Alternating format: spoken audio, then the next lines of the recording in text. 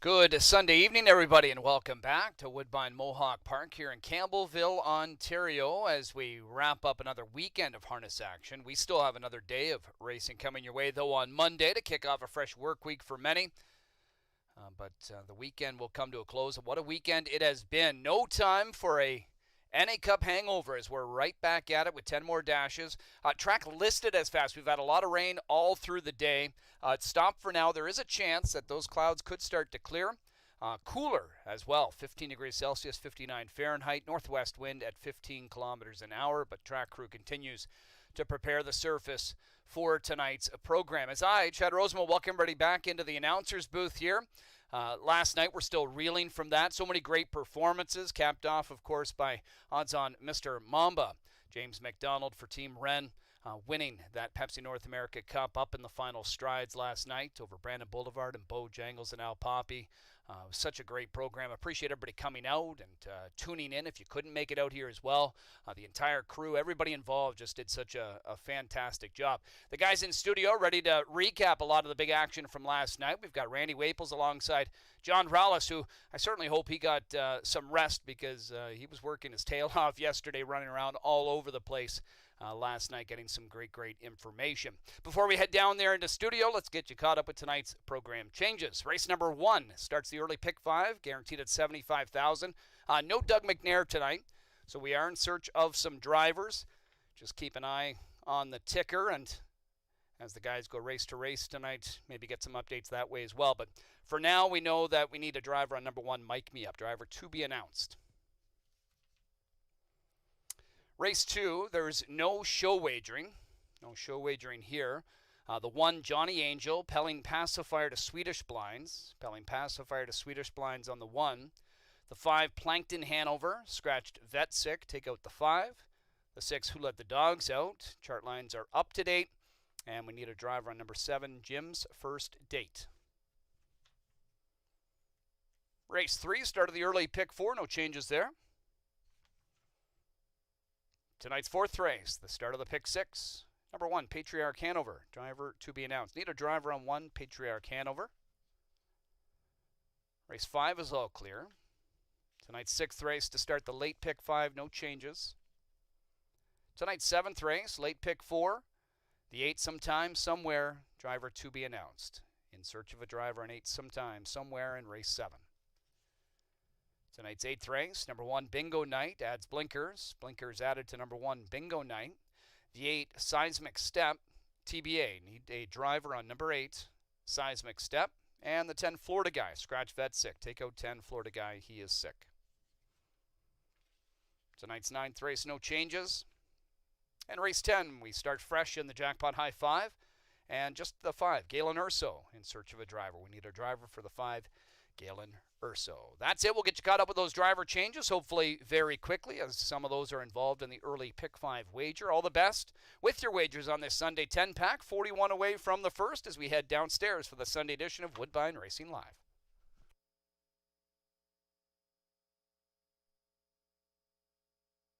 Campbell still the best, 19 in a row. Campbell down to the wire.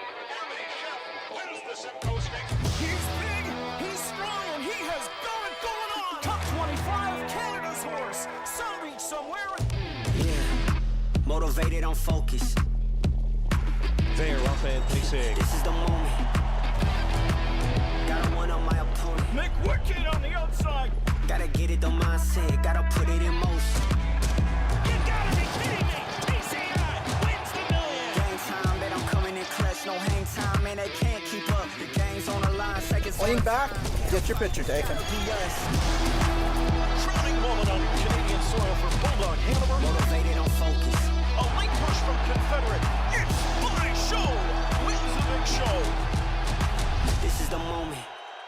Happy Sunday, everybody, and welcome to another night of racing here at Woodbine Mohawk Park. As Chad mentioned, the day after the Pepsi North America Cup, and what a fun night it always is, and what a fun night it was last night. We had so many great stakes races, so many great finishes, and of course, we got a chance to see James McDonald notch and pick up his first ever North America Cup trophy, courtesy with guiding odds on Mr. Mamba. As I bring in my Hall of Fame coach, Randy Waples. Randy, I didn't get a chance to sit alongside you throughout the action, last night, but I'm sure you and Elisa had a lot of fun. And just what'd you think of the night overall last night? Oh, I thought it was great. Yeah, I really did. I thought everybody did a really good job. The racing was really, really, fun and active. There was lots of movement and everything. And it was a really, really good night. And caps it off that hometown guy brings home the North American Cup hardware. That's always nice. Yeah, and half the drivers in that race last night, they won the event. The other half didn't. The drivers who finished 1, 2, 3. They all were ones that never won the North America Cup until James did it. Dexter Dunn still looking for his first, and Bob McClure with another on the board finish there. Both of which being Doc Moore trainees. But it was just a really, really good night of racing. And I kind of want to ask you though, Randy. I mean, I don't mean to put you on the spot, but like we've seen now back-to-back weeks of the North America Cup, the elimination and, of course, the final. First, I want to mention that, obviously, the elimination people said were going to be a segue kind of to what we're going to see in the final. Mm-hmm. That was basically a similar, finish to what we saw in the elimination with those Colts finishing, 1, 2, 3 yet again. Yeah. I mean, this time, James was more or less stuck out there the whole time. He was only in for a very brief moment, and then he was right back out and going with them again. So, It was just a a really great race. We're just looking at things 2 weeks ago. It seemed like Bojangles was the king. You know what I mean? And right now there seems to be a new horse that's the king. Simple as that. You know? Yeah. Hard not to kind of point odds on Mr. Mamba as the best in the division right now. But I tell you what, as we get a chance to look at this replay, in moments, but I thought Brandon Boulevard was superb. Oh. Even in defeat. I mean, that is a really, really good colt, and I understand why Andrew Harris and company kept saying, just keep underrating him, because as you see on this replay, he was first over a long, long way, and that was a really game effort. Odds on Mr. Mamba we're going to see convert off the second over trip, but I tell you what, I really thought, Bob drove a great, great race. I just thought I didn't think Bojangles brought his best effort personally, because I think he should have won that race off that kind of trip and off that drive. Yeah, he had every opportunity. I mean, certainly nobody can fault the trip. No doubt about that. And like I said, I just think that there's a new guy on the block right now. That only raced 4 or 5 times last year. He was and he's the guy. Odds on Mamba. That's all there is to it. But I think that Bojangles hasn't lost any real shine in my eyes. I just think that right now odds on Mamba and Brandon Boulevard are maybe just a touch better than he is right now. Well, we're gonna get a chance to see them hook up. Hopefully, if everything goes well in a couple weeks, or a few weeks, I should say. Assuming there's going to be eliminations for the Meadowlands Pace. I'm not sure if there will be or not, but it's going to be a fun addition there. Watching those 3 colts compete yet again, and some other ones that we didn't mention. Back on United's U.S. soil, I should say. I think that they'll get their 3 divisions. Mm-hmm. I truly do. Okay. Yeah, because I just think that with Bo going down in defeat, and with Mamba and Brandon and Bo all kind of looking like they're more or less in the equal package. Then we got the horse that Scotty drove, Sweet Love and Lou, in there. I think that people may be looking at it as, they got a better chance now than, say, 2 weeks ago when it looked like Bo was unbeatable. You were just racing for second money. I don't know how anybody could say that they were just racing for second money now. I don't think anybody is dominant, but I do think that the guy on the spot right now is odds on Mr. Mamba. It must be so much. You have to feel really confident when you get a chance to sit behind a horse with that kind of late kick, though, right? Like James McDonald sitting behind odds on Mr. Mamba. And look, you mentioned it. It's been mentioned a lot. A big win for Indiana, right? The Indiana Sire Stakes program. I remember coming on there multiple times and just saying, look, I really do think their program is very underrated. I don't know if they're underrated anymore. I think they're strictly on the map now. And we saw it with Onto Norway winning the Graduate and what was a track record time for Geldings, 4-year-old trotting Geldings. What was that, 26? For 27 in a row now 27 for Onto Norway. And then afterwards, obviously, Miracle Maven, a good showing by her in the Armbro Flight as she continues her 4-year-old campaign. And then we see odds on Mr. Mamba winning the Pepsi North America Cup. So Indiana's here, and they're going to keep on coming. Oh, absolutely, yeah. And it's just better for us all because it makes the industry stronger. And I mean, that's the whole beauty of it. You like to have competition, but to the same effect, though, too, you got to give props where props are due. And right now, like I say, odds on Mamba is arguably, and in my opinion anyway, I mean, is the top 3-year-old right now. And again, like you were just saying too, I mean, it's all so good for Indiana. Like everything about what happened there, a Grand Circuit win. That's the big thing. You can win sire stakes and that, but Grand Circuit wins are tough. And I mean, now that we're getting more of those Indiana horses showing up in the Grand Circuit and beating them, it's just going to make their program all that much more tougher. Yeah, and Pete and Melanie Wren, though, I mean, speaking of those two, I mean, they're just, great people, awesome to talk to. They're just always, full of smiles. And, for them, Pete kind of talked about it. He could have driven this horse if he kind of wanted to. He just kind of took a backseat and said, look, I want what's best for the horse. Him and obviously owner Dana Parham, kind of just discussing and saying, look, I just want what's best for this horse. We have to give him the best opportunity to win some of these marquee races. And, they go to a Dexter Dunn, then they go to a James McDonald when they have to find themselves a new pilot. I mean, it's not that they talked about, it's not that they don't think Pete is capable, but, they want a guy who's obviously been competing in these events in this current juncture a lot more. And, they found the right guy. Yeah, listen, you go back into my time, there was a time that one Billy took himself down for another Billy, and that was the great Billy Houghton took himself down for Bill O'Donnell, and that was to drive Annihilator. I mean, Bill Houghton was the be-all and end-all.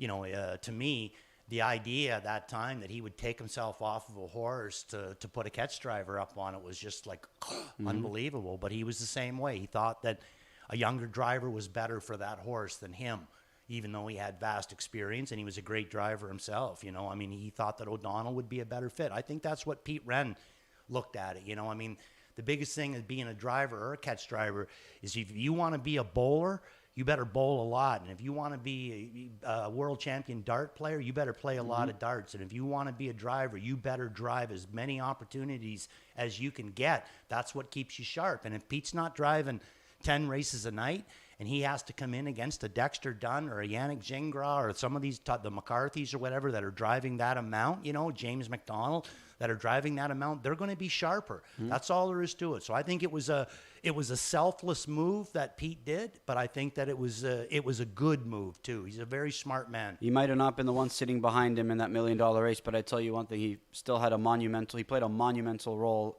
in getting the colt here in this spot, for sure. And obviously getting him sharp. For his 3-year-old campaign. So it's been a really fun watching Odds on Mr. Mamba. It's cool to see the Indiana Sire Stakes program get a big Grand Circuit victory. And just really cool for obviously James McDonald, to notch his first ever North America Cup. Something, I don't know if I know of one track where Pete Wren hung his tack that he wasn't the leading driver. Now, that's a big statement when you think about it. I mean, it's one thing to be the leading driver at your same track over and over and over again. This guy could go to Pompano, leading driver, Hazel Park, leading driver, Indiana, leading driver, Meadowlands, leading driver, Freehold, leading driver. Like, how good of a driver was Pete Wren, So, it takes one good driver to find another good driver, and he found him. Yeah, it was cool hearing James McDonald talk about how he was on the sidelines watching Mark win, and from now Kawartha. and now Mark and obviously Anthony getting a chance to watch, James capture, and even Curtis. He was here, working away for Cujo Entertainment. Yet another stellar broadcast that they put forth, and it was cool just to see that the trio of brothers just watching. James pick up a monumental victory as well. So just kind of cool how it all comes full circle. Yeah, it's been James McDonald has traveled a long way from that hockey bag out in the Broodmare field that his brothers used to stick him in, He's come a long ways, and I mean, he couldn't happen to a nicer person. All right. Well, congratulations to Odds on Mr. Mama. Congratulations to James McDonald, Melanie Wren, Pete Wren, Dana Parham of Odds on Racing. And like I said, big win for the Indiana Sire Stakes program as well. But we also had some other stakes action that we want to kind of recap and review. And let's go to the good times. And Dexter Dunn, Marcus Melander, where have we heard these two pick up big wins in trotting events? And at the Meadowlands, I kind of touched on it with Marcus. They picked up 3 wins, stakes wins on Friday night at the Meadowlands. Dexter Dunn and Marcus Melander, they picked up right where they left off in the U.S. here on Canadian soil as they get it done in the good times. Never punt. Obviously, Yannick Gingras driving both elimination winners. He opted to go to Magic Punk. Marcus Melander, though, going barefoot all around on this colt for the first time in his career, and it paid off in dividends. It did. It paid off hugely there. There was a couple of times it looked like he was getting a little bit steppy, but when it counted on the end of it, he was throwing the steps down and his feet down in the right place. Great equipment change there. Yeah, it's incredible, though, because he was actually, gapping the car a little bit. I think think, even Dex said he just had a little bit of trouble getting off the car. You figure to yourself, he's not in a great spot. Like, you're off the, the gate, one and a half lengths, and you point out that looked like he was almost slipping or not gripping the track all that well. And then here he comes on the outside. It's just amazing. It doesn't matter where Dexter Dunn seems to draw. He always seems to put horses in the right spot. And he was dealt a bad hand from a post position draw last night, but it didn't seem to matter. No, not for sure. He comes to play, Mr. Dunn.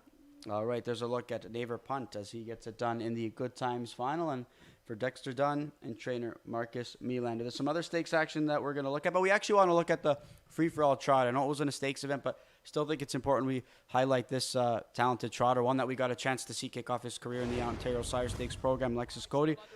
He needed this trip, and this effort to me is an indication that he should be back to his old self. Yeah, for sure. I mean, I was a little disappointed with Logan Park. Yeah. My own personal opinion, I didn't like the way he was moving left hind.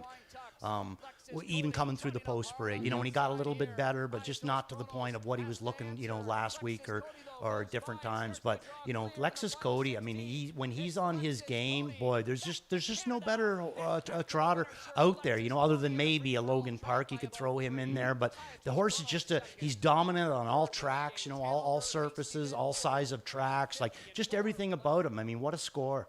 And you know what, for Lexus Cody, Yannick always talked about how he feels like he's just so much better off a helmet. But when you're always kind of the overwhelming choice and just kind of, go through a stretch where you lay over the group, you're going to get the respect where you're going to, get things sometimes your own way on the lead, or you might as well just take matters in your own hands. But he's versatile, and he got the job done here. And, an underrated factor with this, though, Randy, is that's one extra start here that he got on Canadian soil. I think that's important to keep in mind because that's a big factor when it comes to O'Brien Award voting, right? That's why he wasn't made eligible last year. So he got himself a one start here on Canadian soil, and assuming he gets to compete in the Maple Leaf Trot for a couple times, that'll make him eligible. So that start was was more significant than people think.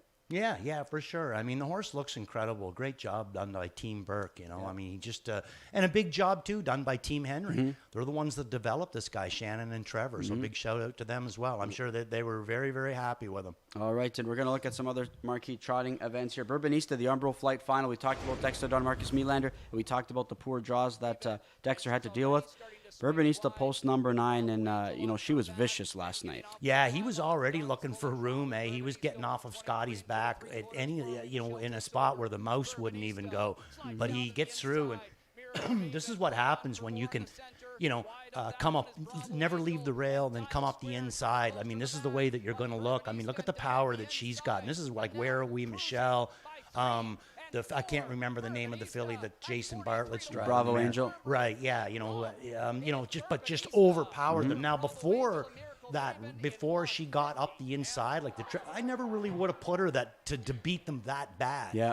I mean, maybe she could win, but not like this. I mean, this is an overpowering win. A lot of that comes down to the guy sitting behind her. Yeah, this was a mare that was taking on some talent in Sweden. So this was a mare that always displayed a lot of talent, a lot of speed, but she had many quirks that Marcus Melander had to kind of sort through.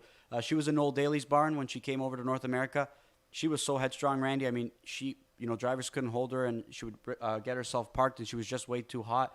They had to do a lot of, obviously, maintenance with her just to kind of keep her more quiet. You could see she just needed the outrider even after the race. Even, after the winner's circle photo shoot there. So, this was a mare that's got so much speed, but, she just needed a little bit of work. But she went barefoot last night, too. She went barefoot in her most recent outing at the Meadowlands. She went barefoot yet again here at Mohawk, and they just seem to find a few extra seconds when they go barefoot. Yeah, for sure. They, get them shoes off, and their feet are probably going to feel a little bit better. I mean, even if a few of them are nail sore, that's going to be a lot better because there's no nails in their feet, and it seems to make a big improvement. All right, we're going to look at the Roses Are Red final, and for the third consecutive year, Chris Ryder captures this stakes event, but it's not going to be with Twimby Joe Fresh. It's going to be with his other stable star, Mickey and Minnie, who James McDonald guided to victory. A picture-perfect trip. You could more or less tell at the three-quarter pole that it was going to be tough to beat Mickey and Minnie where she was. Yeah, for sure. I mean, she looked so overpowering the week before, just to the same effect, Dexter's mare just didn't come with it last week, and she didn't really come with it this week either. Yep, and you could see Mickey and Minnie again, just one of those mares. She's not always going to do it by much. She sometimes waits on them when she's on the lead, but when they come up alongside of her, she's one of the toughest horses to pass. Yeah, and she she's showed another. it. She showed it in that event as well. Yeah, none shall pass. No, none shall pass at all. But you mentioned Twinbee Joe Fresh, bit of a question mark now. I'm sure that Chris Ryder's going to have to go back and evaluate and assess, just what's going on with this mare, and hopefully he gets her sorted out, because we'd love to see her compete, because for sure. it just adds depth to this aged pacing mares division. But how good was obviously Last Martini in that effort, and Louis' Girl. I thought she was really sharp, in defeat as well last night. Yeah, absolutely. Yeah, I mean, Last Martini, that was a sweet little ride that McNair put on her. That one coming up the inside, and the other one as well. I mean, it was just great racing.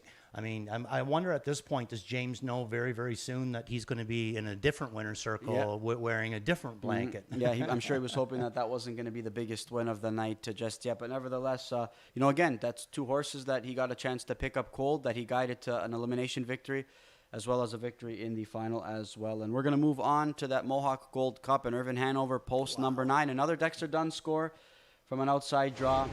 This guy really, really had to earn it. I kind of stumbled my words in saying that worked out a good trip. I meant to say that at least the flow was favorable, but this guy did not have himself a pretty good trip. I mean, this was a horse that, had to make up a lot of ground. It's hard to win where he won from. It really is. Absolutely. And the trip that he worked out. Absolutely, yeah. I mean, it was hard to believe if he could even get there, but right here. You knew. Yeah. He, you could just tell that, the other ones weren't getting away from him, and he was picking them up. And now he really starts to put it in, just a great individual. And, Dexter Dunn, he drove him, picked him up last year, and I got a feeling he's going to be sticking to this guy like glue. What a nice horse. Nice combo. Prince Al Hanover, I mean, he was another really, really good effort. Look, that's not his trip.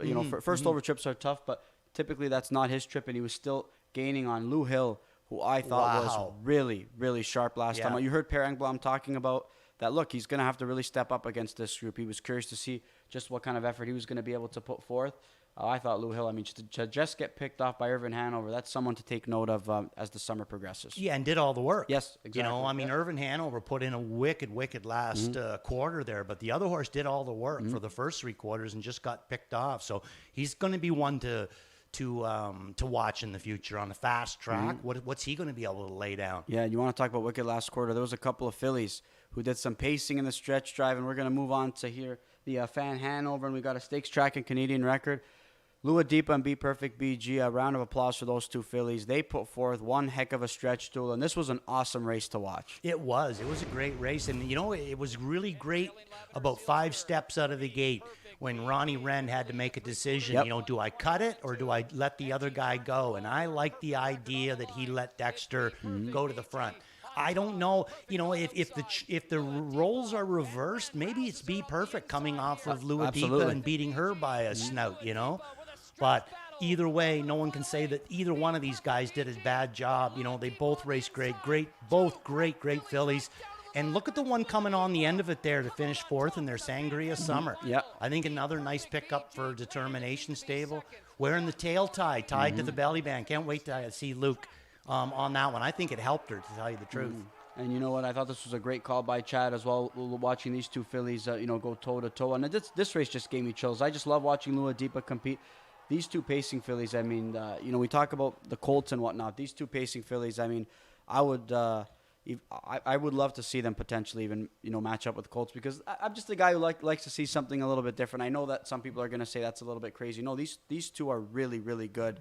And Be Perfect BG has really taken it to a next level. But I really loved what Ronnie Wren did off the card, because when you have a filly so overpowering like a Lua Deepa, at least what she's shown in that division, sometimes you just say, what, if I get away 3rd, if I get away 4th, even if I have to come first over, I've got so much speed and I've got so much power. If he gets away 3rd or 4th, I'm not sure he wins that race. He needed every bit of that pocket trip, and he got by her on the inside. It looked like she was going to win by half a length, and then here comes Tony Beaton's filly coming on yet again. I mean, Be Perfect BG, I mean, she made her presence felt here on the Grand Circuit, and she's going to win a big one this summer. Oh, yeah. There's no doubt about that. No, there was no loss in any of those defeats. No. What Sugar Doyle always say? A race that no horse should have had to lose. Yeah, I agree. It's the truth. Yeah, I agree. And Lua Deepa, another homebred for Team Burke there, another progeny of Sweet Lou, and Sweet Lou just keeps on giving to Team Burke. So just a really, really nice filly and a nice effort there. A nice drive by Ronnie Wren, and we always love watching her compete here on Canadian soil. She's never been beat. She loves it here at Woodbine Mohawk Park.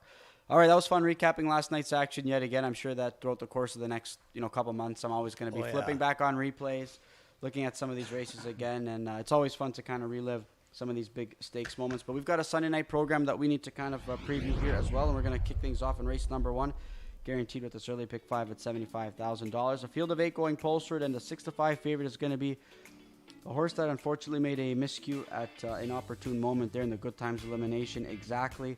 Do you think he's going to bounce back here in this spot tonight? I think so, don't you? I do, yeah. Yeah, I think so. I think he's the one to beat. I think First Class Mass is racing really good right now. Jody's picking up a live drive, but I don't put him with exactly. One thing we were remiss, John, is the fact that we should say a big thank you to all the players last night. We had a great handle. Yes, we did have a great handle last night. Absolutely. Well done to them. So thank you very much. And well done to the production crew as well. I think it should, obviously we got to thank them for their efforts. They worked hard. They worked their tails off as well. We got the best production crew in the world. We really do. We really do. Absolutely. I know. They did a great job. And again, as you mentioned, thanks to the punters as well. We had a great menu. I mean, kudos to Jim Gillespie, too. Race secretary put together a really, really good card, and we had some great wagering opportunities as well. I love when they make that pick 6 a mandatory. Yeah. When they make it a mandatory payout, even if it goes 5 out of 6, gets paid. It was a good pool, I think just shy of 60,000, I believe. I went 5 of 6. Yeah, 5 or 6 did you, right? Yeah. But all stakes pick 3, as well, which was a $5 minimum. I mean, again, that just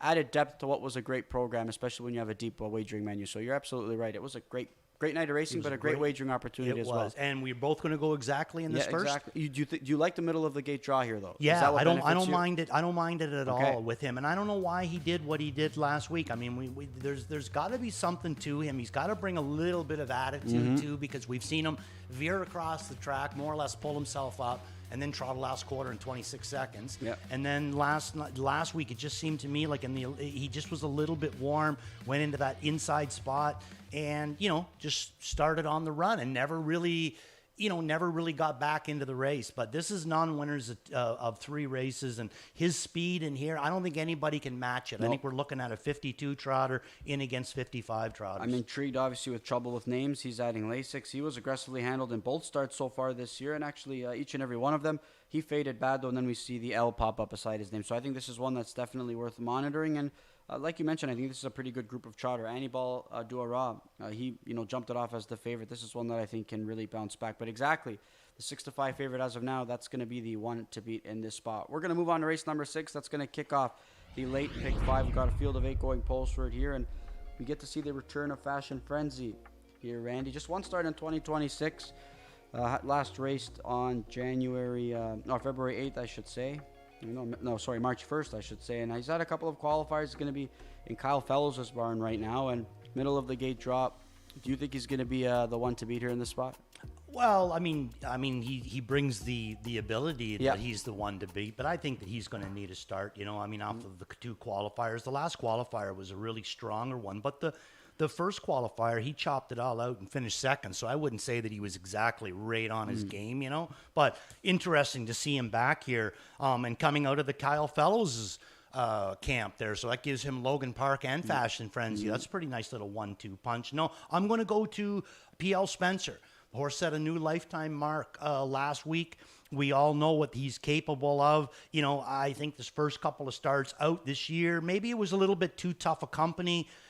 He just wasn't really maybe ready for those ones. But last week, McClure gave him an absolutely beautiful, picture-perfect 2-hole trip, and the horse fired. So let's take a look at the replay on P.L. Spencer. I'm going to go right back to him in here. What about you, John? Where'd you go? Yeah, I went to P.L. Spencer. He's actually going to be my repeat play. I completely agree with you. I mean, even if I expect Fashion Frenzy to be aggressively handled in this spot, but I also expect P.L. Spencer to do the same. And if he sits on his back, I just think that this is a horse that's going to be able to out-trot him, at least now because he's got more starts under his belt. I think he's probably better from a fitness standpoint. That's what I'm kind of thinking, too. The more we see him race, I think the deeper that he becomes, So, this is a good race. I mean, this is no slouch that he's going by here in You Got It Kemp, who raced really good for Legacies and that. And look at the spread on the rest of them. That's how, dominant these 2 were. So I'm going to go right back to P.L. Spencer as well. Ghostly Casper threw him in for the deuce. And Penteller Hanover, I really like the way that he's racing, but not really sure if the rail is going to be his best friend tonight. So threw him in for 3rd. Yeah, Mr. Bluebird, I think this is one that obviously can compete. He's got a good draw to work with. I mean, he's raced in the Open several times. but it's just he just doesn't seem to want to finish off his miles all that well. I think he could put himself in a pretty good spot. It wouldn't shock me if he won, but I just think this is one that's likely, going to be racing for a piece. But he might be getting a little tired. Yeah. You know what I mean? Done a He lot had a of lot of racing, winter yeah. racing. 18 starts already this year. So he might, need a little bit of a refresher and then come back and get another 20 starts into him. Yeah, but I'm with you. I'm going to go with P.L. Spencer there as a pick 5 single in that late sequence. We're going to move on to race number 7. We've got a field of 10 going posted here. Really competitive race, though, Randy. I thought really good efforts from several horses. Code Cracker was sharp last time out in the new barn. I thought Dow's Up was really good. Forefather, Sometime Somewhere, Uncle Shank. I mean, several in here I think are contenders. So I'm curious to see where you're going to go. Bob McClure is going to be the driver on Sometime Somewhere. A really live pickup for him. Yes, very, very live pickup. I went Code Cracker. Okay. He was sharp. And if you look down, John, when Collins had him, he still shows this class. 35s, 40, 37,000 claimer, and racing good. He won when he was in for 35. He won it. And Chop, but last week, so let's take a look at Code Cracker last week. Normally I don't show a replay where the horse wins by, 2 or 3 lengths or whatever, but sometimes it needs to be shown just how dominant this horse was, because this is a big step up for him. This is a 20,000 claiming handicap that he's in this start that we're going to show you. Now he's going to step up to the 30 to 40. Big step up. Can he do it? I say any horse that could win in 49, the way that this guy's going to pour it on here tonight, can easily step in against this bunch. This is a very, very sharp effort for Brett Lester. First time Brett Lester with this guy. Jody Jamieson picked up the drive, sent him on out of there, secured himself a great spot off a quarter and 26 flat. And if they're going 26 flat, he can get there no matter what, because that is flying. And look at the dominating effect right here. I mean, this horse was just like, he had the rest of them completely put to sleep. Which way did you go in here? I went to Dow's Up, actually. I think that this is one that if they mix it up, I think he's been racing really, really well. This is one that I like. I was intrigued with him last time out. But I tell you what, with the Cold Cracker, Randy, you mentioned it at the top. You don't have to sell me on the class with this guy, because he has a lot of class, especially against a group like this. But he was visually so much more appealing on the track and during the race than he was the week prior. I wanted no part of him last week because I did not like the way he looked the week prior.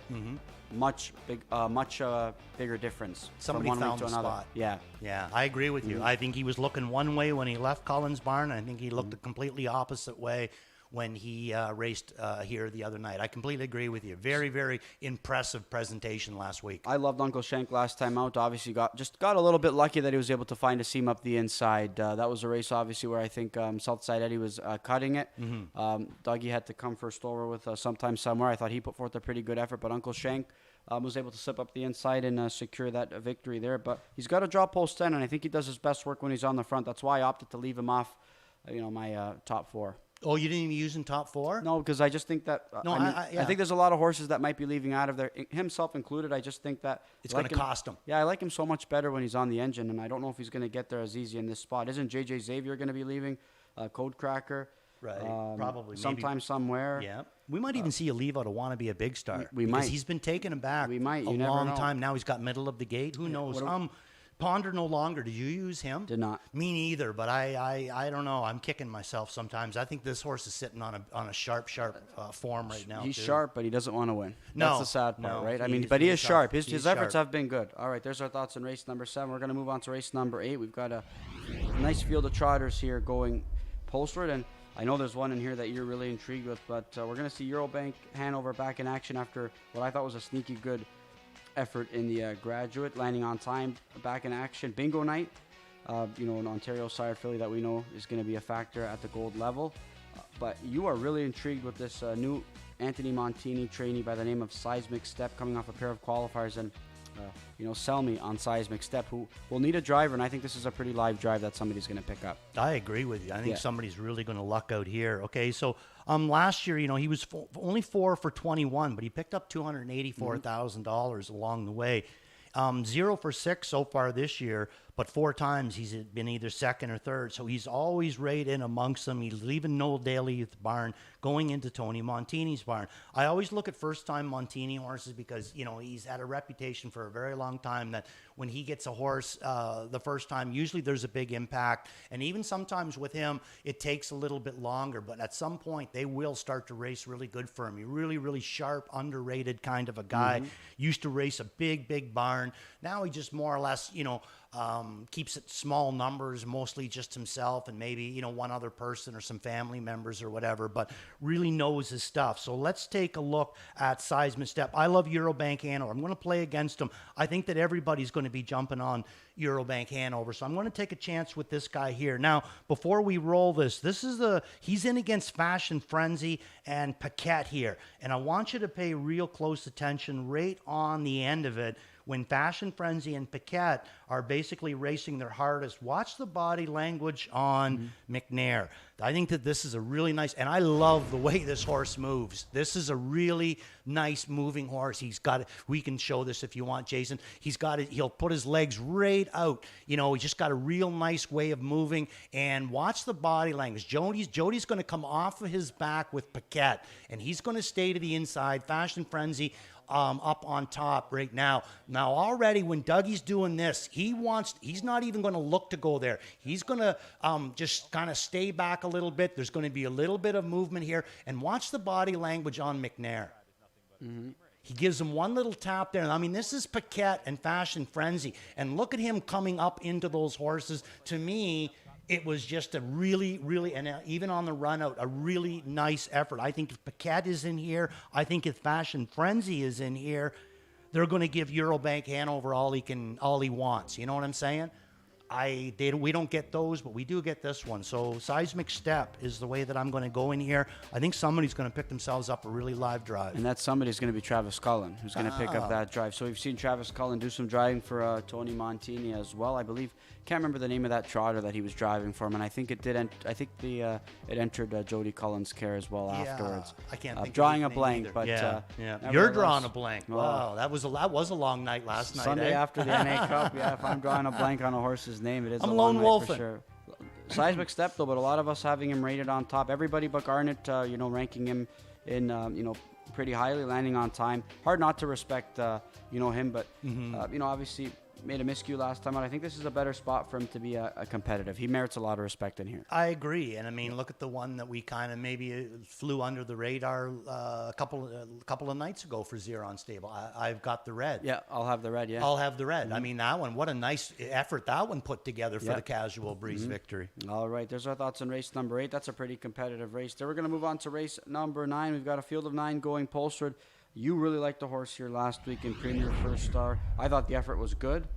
Just the trip didn't work out. Did you go back to this Jody Cullen trainee? No. Okay. But I did go to a Jody Cullen trainee. Okay. I'm going to go Captain Hurley in here. Yeah. I mean, look at the horses that he's been competing against in his last bunch. I mean, Figment, Captain Dale once, Rapasso, Figment again, Captain Deo again, and then Axial in his last, also in against Figment and Silver Walls. Like, this horse has been racing against really, really tough. Now he drops into non-winners of 2,900, and Cullens have a real good two punch in here. But we are going to show you a replay, and we're going to show you the replay of Premier First Star, because I did like this horse a lot in his last start, and he's taken a drop down as well, and this is a good effort. I think JD's picking himself up a really live drive, but I think Captain Hurley brings a lot more than Premier First Star. So I'm going to go Captain Hurley, but let's take a look at this Premier First Star. He's a winner, first time Cullen in non-winners of 1,000, bet rate down to a 40-cent favorite in 52. Now he goes up into the non-winners of 6,000 in this start. We can go with this if you want, Jason.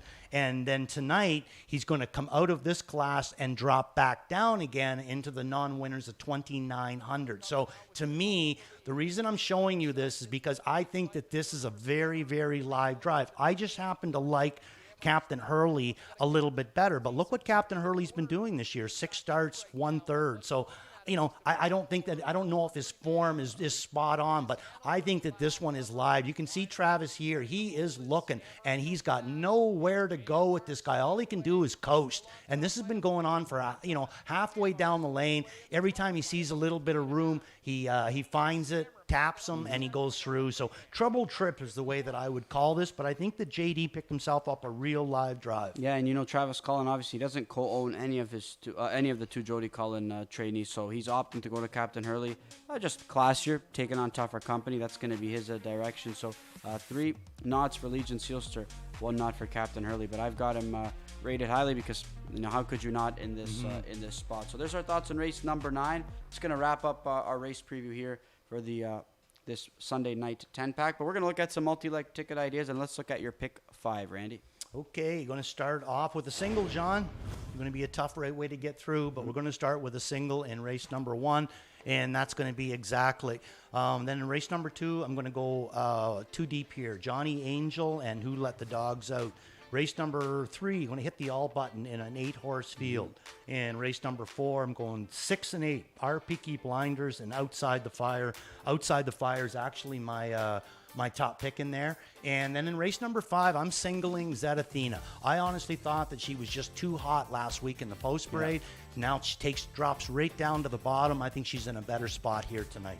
All right, similar kind of approaches by you and I in terms of the first and last leg. I went all in on Zed Athena, but I'm going to go all in on Who Let the Dogs Out. I know Johnny Angel's going to be tough, but I really, really like the way this John Pentland trainee is racing. And look, he avoids any cup contenders. He avoids gold competition. I think this is a horse, especially with the scratch of Plankton Hanover.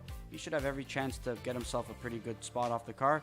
And I think he'll have every opportunity to get the job done. But Johnny Angel, without a doubt, the one to beat. And I wanted to use some other horses there in race number 4. I think that while our Peaky Blinders and Outside the Fire are the ones to beat, I haven't seen our Peaky Blinders leave off the car all that easily sometimes with Tyler Borth. It's something I've referenced a lot, but Tactical Strike, I don't think that was her trip last time out. Private Access, he's better than what he showed last time out.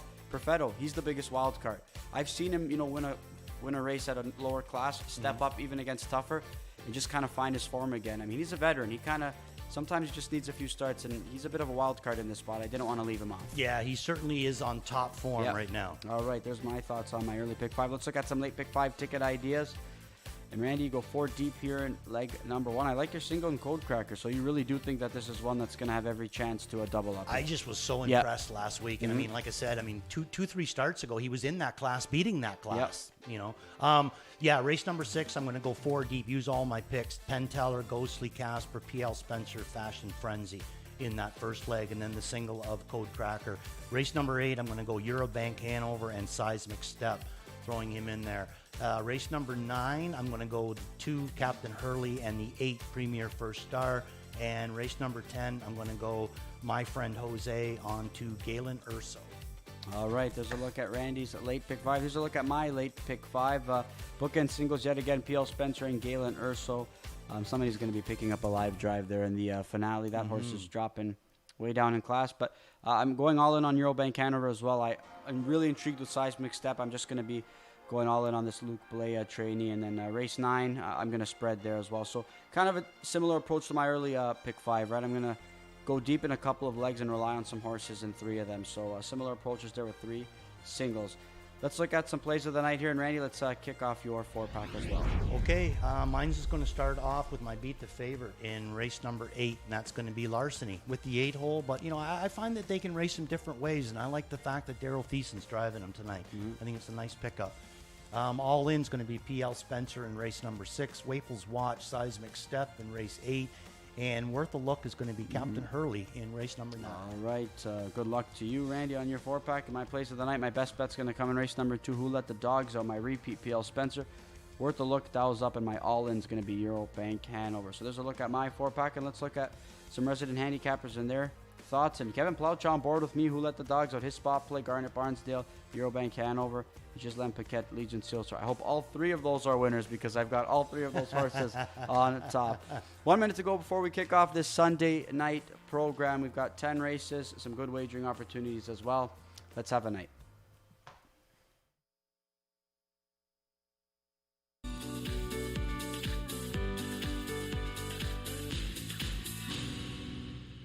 Winback Farm of Canada is home to 9 outstanding stallions, including Metro-based champion Captain's Quarters, who's new in 2026.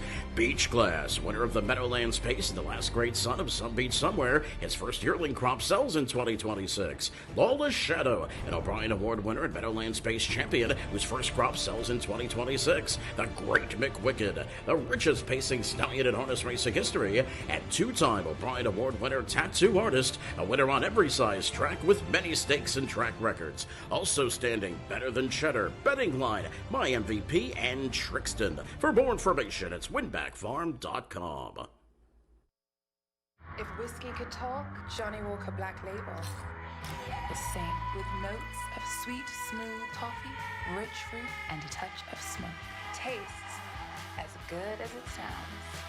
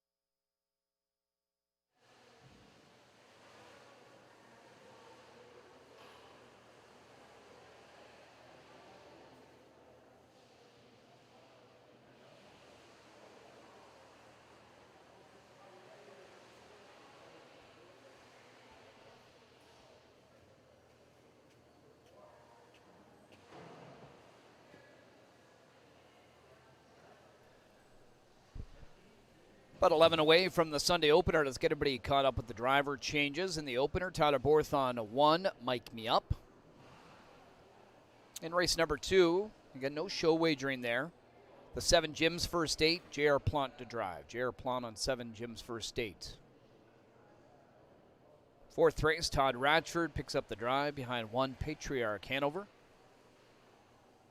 In the 7th race, Bob McClure on the 8 sometime, somewhere. Race number 8, it's Travis Cullen on 8 Seismic Step. And in the finale, it's Todd Radford driving number 5, Galen Urso. All caught up on those driver changes. Again, 10 away from the Sunday night opener. Kicks off wagering on tonight's early pick 5, guaranteed at $75,000.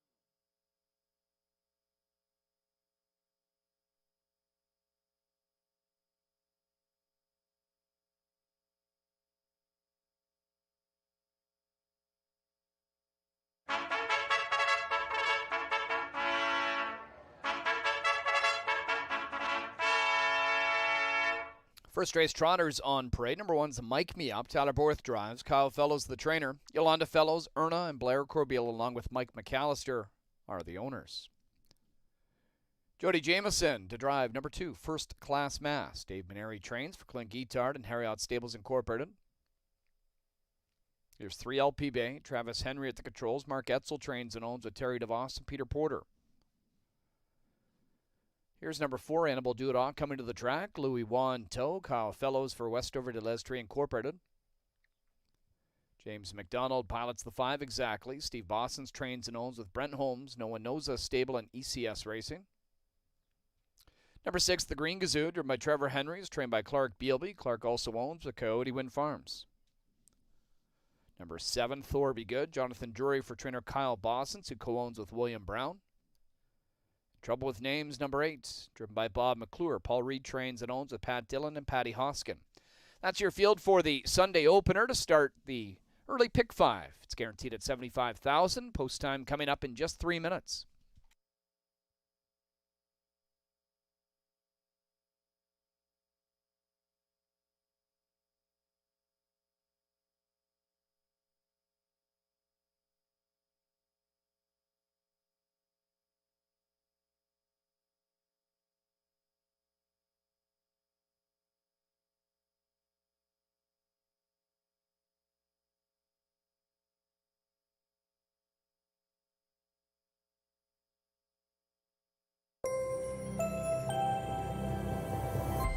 They're on track as we get set for race number 1. That's going to kick off this Sunday night program. As always, with that pick 5 guaranteed at $75,000. And there's a look at the 1-horse Mike Me Up. Going to be Tyler Borth picking up the drive. Again, no Doug McNair here this evening. But we also got a chance to briefly see at least half of the current 1-5 favorite exactly. And that's a horse that the betting public is very, very keen on to rebound. He made a miscue last time up, but I think he looks sharp out there tonight. He looks sharp, yeah, no doubt about that. To me, yeah, he looks sharp. He's funny to judge sometimes because sometimes he just seems like he's got a little bit of an extra kind of a bounce out there. Yeah. But, when he gets going a little bit quicker, then he smoothens right down. He looks good to me. The big thing with him is, he brings a ton. Mm-hmm. The big thing is if he behaves himself, you know. Biggest question mark there. But speaking of behaving himself is Annibal Duara. He didn't behave himself last time out. This is one that I pegged as a top selection. He made a miscue behind the car.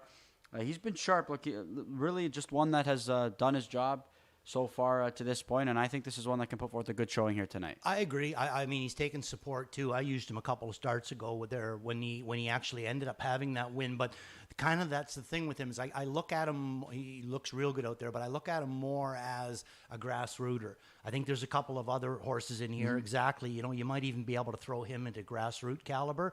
But there's a couple of other horses like First Class Mass who also raced in the grassroots, but also has been really, really on the fringe of being a gold colt, So I'm going to take a wait and see on Annabelle Duhara, but he does look good out there. Yeah, First Class Mass, there's a look at him. He's put forth some pretty good showing so far this year. He's been unlucky in a couple of them, right? Was blind switching that one outing, made a miscue in 2 starts back. This is a horse that really seems to be coming along in his 3-year-old campaign. I think that he gives exactly the biggest competition. Okay. I think that if you're looking at exactor, I think I'd play it, 5-2. I don't look at him as being, if it's a one-up and everybody behaves themselves, I don't look at him as having the power that Exactly has, but I do look at him as being second best in this race. You want to speak about some wild cards here? I think the outside 2 starters are some wild cards. Here's one of them. Trouble with Names, left out in each and every one of his starts. This is one that you and I were so impressed with as a rookie. He's adding Lasix here tonight. I'm really curious to see what kind of effort we're going to see from him this evening. Yeah, hopefully, you see he wears one of those elevator bits there. So, obviously he can get a little bit grabby at times. Hopefully the Lasix kind of tempers him down a little bit, and we'll start to see him, a little bit more calm and cool going in behind the gate. But I'll big agreement with you on the 7-horse, Thor Be Good. This horse looks incredibly good out there tonight. And this horse had multiple moves in his last start and come up with a really good effort from the 9-hole, but he looks sensational out there tonight. All right, they're getting set to go to the gate here for a Sunday night program. Chad, how you feeling? Good, buddy. Yep, back at it, ready to roll. We still got a couple more race days here in our rotation. But set to go on this Sunday 10-pack. Welcome back, everybody, to Mohawk Park. All the best with your wagers tonight. Early pick 5 guaranteed at $75,000 here. Any of those tickets will include, if not just include, the 5 exactly. Aiming to rebound. He was expecting to be in the final of the Good Times, where he figured to be a player, but unfortunately jumped it off in his limb. Center of the gate for him tonight. Group of 8 all lined up. Here they come. Gap slightly outside number 8. Trouble with Names. Away they go off and trotting. The Green Gazoo leaves out of there quickly, and Drury sending Thor Be Good as well. In behind that early pair in front of us is going to be exactly to the inside First Class Mass. Outside 5th Annabelle Dura. Then we're back to Mike Me Up, LP Bay, an early trailer, Trouble with Names. It's Thor Be Good leading the charge into the opening bend, but parked and driving on outside the favorite exactly at 1-9. Will now clear to the lead. Opening panel 27-4. McDonald and exactly leading into the backstretch in front of Thor Be Good. A break of 4 to the Green Gazoo 30s. 2 in front of First Class Mass. 5th one is Annabelle Dura. Then it's Mike Me Up. Next to last continues to be LP Bay. Another 2.5 to Trouble with Names. Exactly leading a length in front of Thor Be Good, the pocket rider. Still a decent gap to the next one, the Green Gazoo, and First Class Mass 4th. 56-1 down to the half for the trotters. Annabelle Dura trots 5th. Mike Me Up 6th. 7th one LP Bay and Trouble with Names at the back. Single file as they head to 5/8. Exactly stretches the advantage a bit now on Thor Be Good, who's now chased along to stay with him. The Green Gazoo, movement from 5th, now 4th for Annabelle Dura. Mike Me Up follows the cover. To the inside is First Class Mass, then LP Bay in Trouble with Names. A 3-length lead for exactly now to 3/4 and 124-3. And turning for home, it's exactly on top 4. Thor Be Good chases in second. On the outside, Annabelle Dura's improved to 3rd. Henry calling on the Green Gazoo to pick it up on the inside. Cut loose in the center of the track by Borth is Mike Me Up, starting to trot up, but exactly is well clear with a 16th to go, and exactly will rebound here with a winning effort. It's exactly by about 6. Second best, Annabelle Dura. Mike Me Up was 3rd, 1:53 for exactly.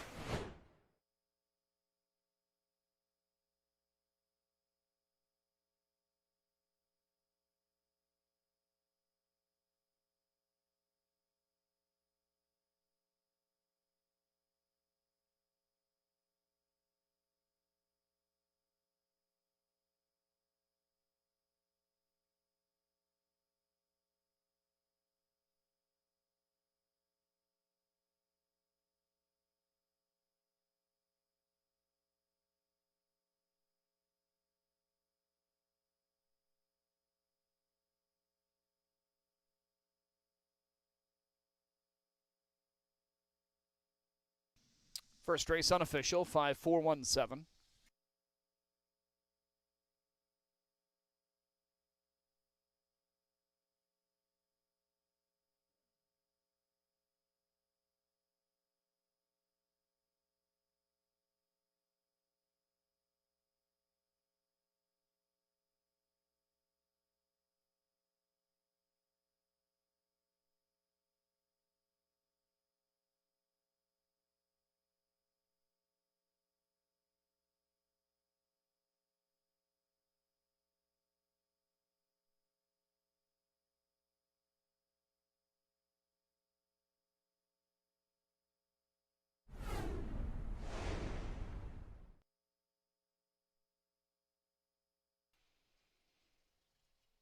Winner of tonight's first race, number 5 exactly. Returning in front of us now, the thrill Bay Gelding is by bar hopping. Out of the Chapter 7 dam, Grace Filly Hanover. Steve Boston's Brent Holmes, No One Knows Us stable and ECS Racing share ownership. Steve's also the winning conditioner, James McDonald the winning driver. Now 3 for 5 this year's exactly. It's his 4th career score, 153. By a wide margin at 1-9 exactly. Kicks off the Sunday card with a victory.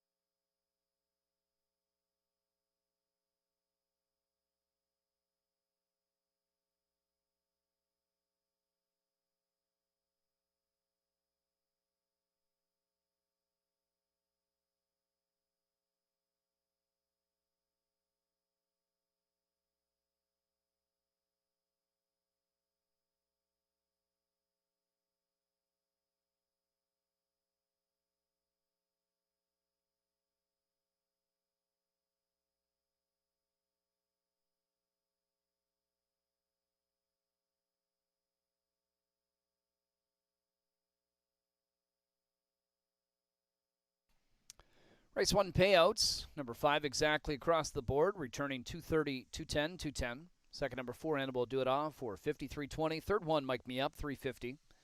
$2 exacta, 790. The dollar try, 12.15. $1 superfecta, 41.50.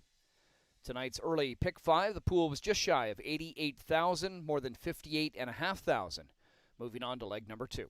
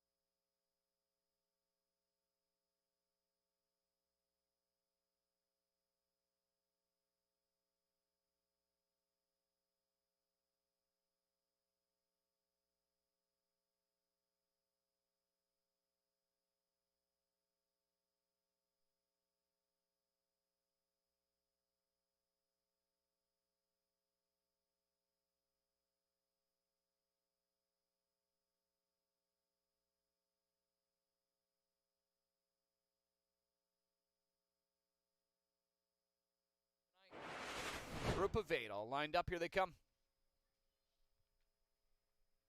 Gap slightly outside number 8, Trouble with Names. Away they go off and trotting. The Green Gazoo leaves out of there quickly, and Drury setting Thor Be Good as well. In behind that early pair in front of us is going to be exactly to the inside First Class Mass. Outside 5th, Annabelle Dura. Then we're back to Mike Me Up, LP Bay, an early trailer, Trouble with Names. It's Thor Be Good leading the charge into the opening bend, but parked and driving on outside the favorite exactly at 1-9 will now clear to the lead. Opening panel 27 and 4. McDonald and exactly leading into the backstretch in front of Thor Be Good. A break of 4 to the Green Gazoo 30s. 2 in front of First Class Mass. 5th one is Annabelle Dura. Then it's Mike Me Up. Next to last continues to be LP Bay. Another 2.5 to Trouble with Names. Exactly leading a length in front of Thor Be Good, the pocket rider. Still a decent gap to the next one, the Green Gazoo, and First Class Mass 4th. 56 and 1 down to the half for the trotters. Annabelle Dura trots 5th. Mike Me Up 6th. 7th one LP Bay and Trouble with Names at the back. Single file as they head to 5/8. Exactly stretches the advantage a bit now on Thor Be Good, who's now chased along to stay with him. The Green Gazoo, movement from 5th, now 4th for Annabelle Dura. Mike Me Up follows the cover. To the inside is First Class Mass, then LP Bay in Trouble with Names. A 3-length lead for exactly now to 3/4 and 124 and 3. And turning for home, it's exactly on top 4. Thor Be Good chases in second. On the outside, Annabelle Dura's improved to 3rd. Henry calling on the Green Gazoo to pick it up on the inside. Cut loose in the center of the track by Borth is Mike Me Up, starting to trot up, but exactly is well clear with a 16th to go, and exactly will rebound here with a winning effort. It's exactly by about 6. Second best, Annabelle Dura. Mike Me Up was 3rd, 1:53 for exactly.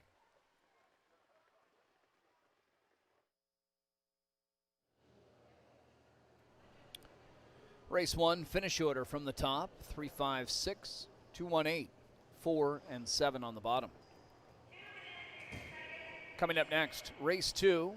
Just a reminder, no show wagering. Number 1, Johnny Angel, Pelling Pacifier to Swedish Blinds. The 5, Plankton Hanover, Vet Scratch Sick.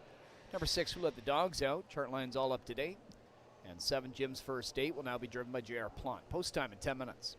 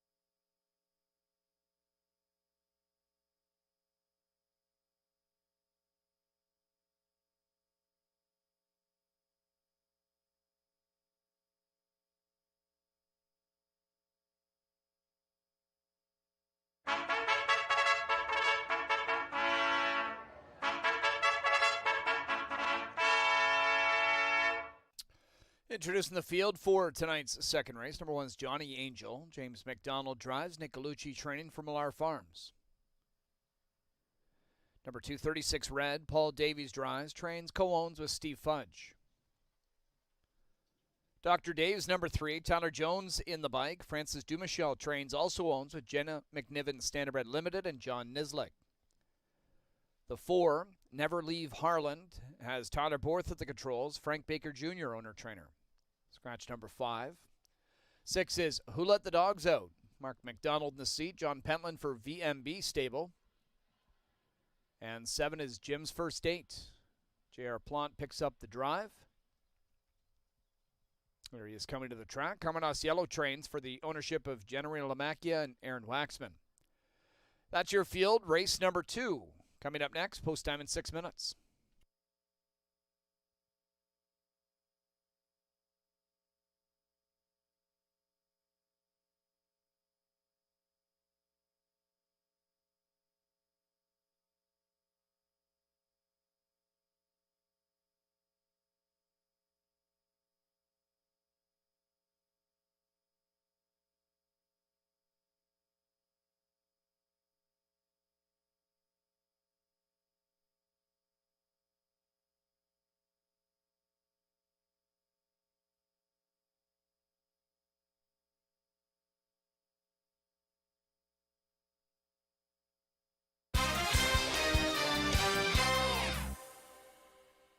Hate to brag, Randy, but I had that 1-9 shot as a single. The only reason you found that horse was because I've been bragging him up. Yeah, Don't even yeah, go that's there. true. I joined the hype train, but I tell you one thing. He actually looks super.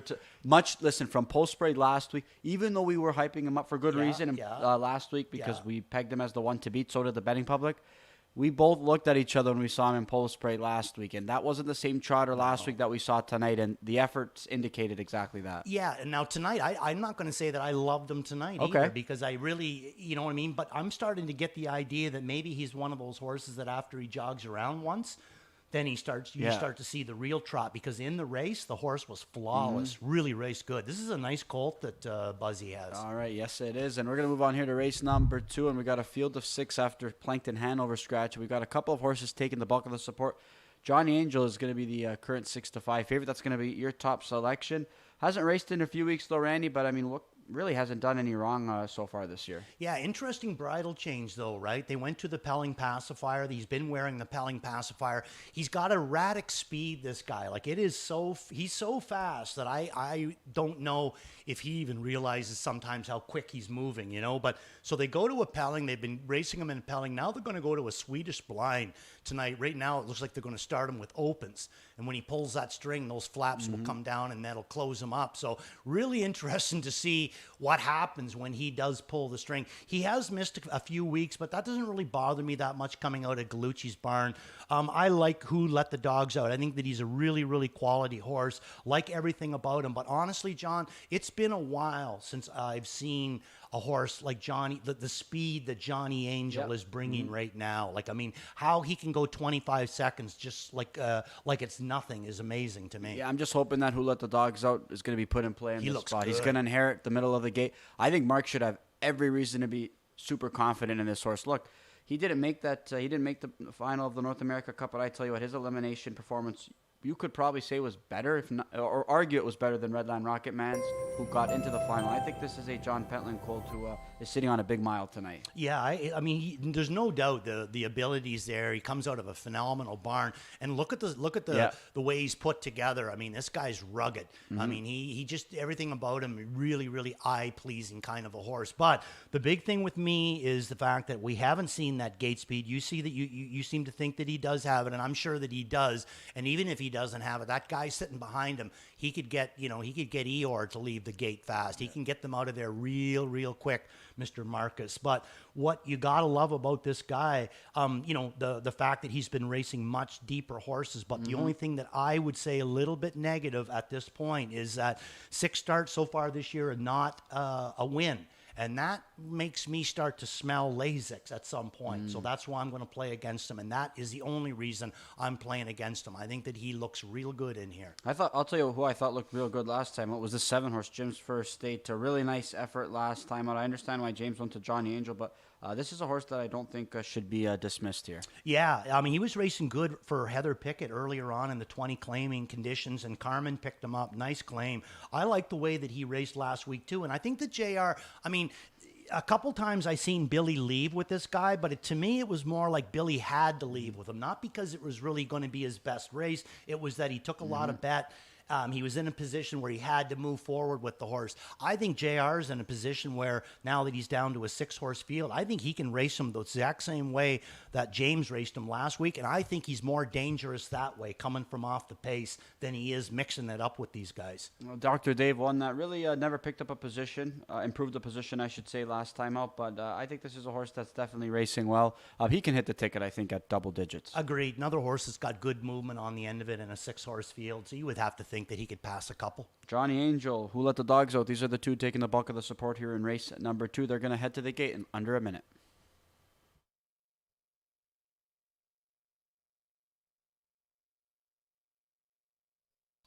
Starter now calls the field to the gate. Scratch down to a group of a half dozen. Tote board suggests we're in store for perhaps a showdown between the defeated only once Johnny Angel from the inside and the 6 Who Let the Dogs Out, who's trying to get his first win of the campaign. Pretty close in the double as well, and the will pays for that pair. And on the outside, it's Jim's First State. Second start off the claim for Carmen Osiello. Pretty good back half from a tricky draw in the debut. J.R. Plant picks him up. It's post time for tonight's second race.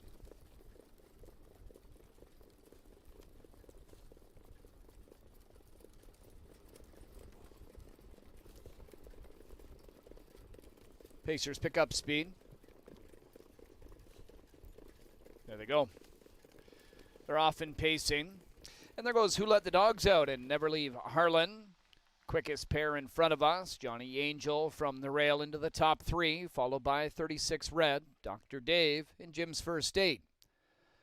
Everybody's going to have a seat on the pylons heading to the opening turn. And it's Mark McDonald and Who Let the Dogs Out. Bet down as the 4-5 race favorites. They lead 2. In front of Never Leave Harlan second. Johnny Angel, slight second choice at even money's third through a 27-3 opening quarter. As they head to the backstretch, Johnny Angel angling to the outside, and he'll make his move now. Here comes Johnny Angel. Sweeping up on the outside, set to go by Who Let the Dogs Out. Will now chase in the pocket. Then 2.5 more to Never Leave Harlan third. 36 Red is fourth. Dr. Dave fifth. And at the back, it's Jim's First State sixth. So up to the half they go, and Johnny Angel with the lead change takes over, and he's there in 55 flat. Who Let the Dogs Out, now on the helmet in second. Never Leave Harlan third. 36 Red fourth. Dr. Dave fifth. On the move from the back, Plant with Jim's First State. Starting to accelerate. He picks up a couple of positions now. He's up to fourth. As they're making their way to the final turn, it's Johnny Angel on the front leading it with Who Let the Dogs Out getting a 2-hole trip. He's a length and a half back now on this turn. And to 3/4 in 1:22 4. Johnny Angel swings for home with a lead of 2. Who Let the Dogs Out, the brief early leader, is brought to the outside and chased along to pick it up. Here's Who Let the Dogs Out, chasing after Johnny Angel and now going by. And Who Let the Dogs Out, drawing clear late, and he is going to win as he pleases. Who Let the Dogs Out will get his first win of the year here tonight. It's Who Let the Dogs Out by a solid 4. Tight for second inside Johnny Angel, outside Never Leave Harlan. Who Let the Dogs Out in 1:50-2.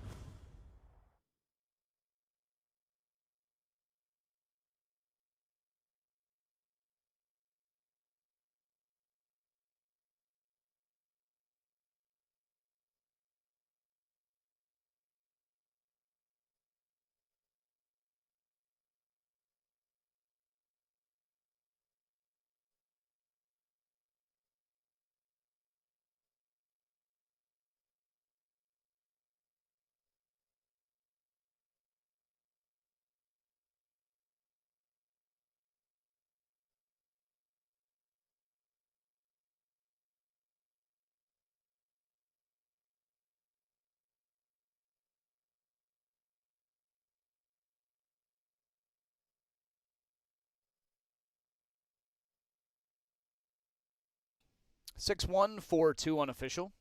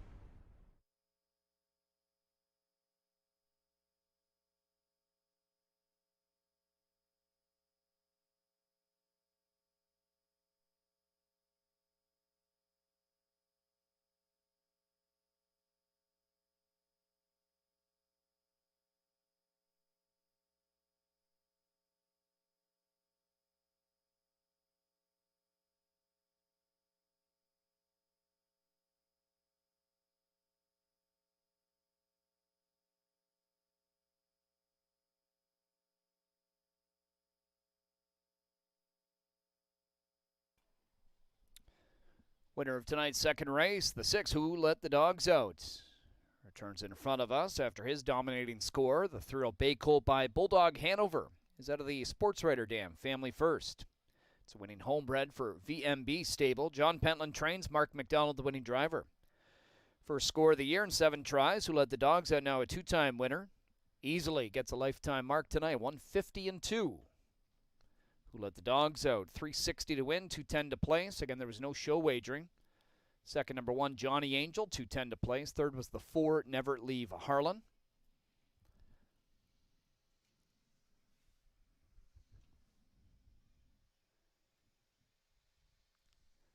$2 exacta was $5.30. The dollar try, $10.15.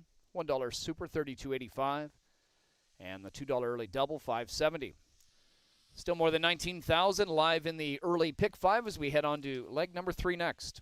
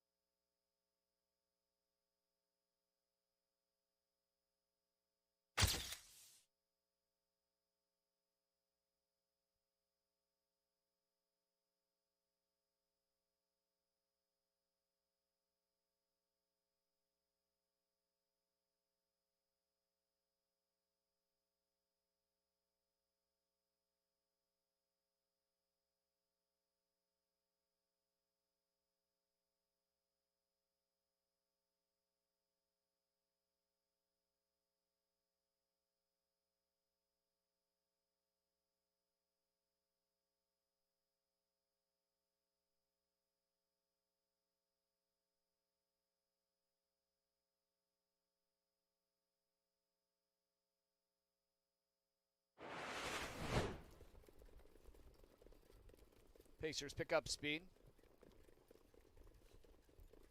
There they go. They're off in pacing.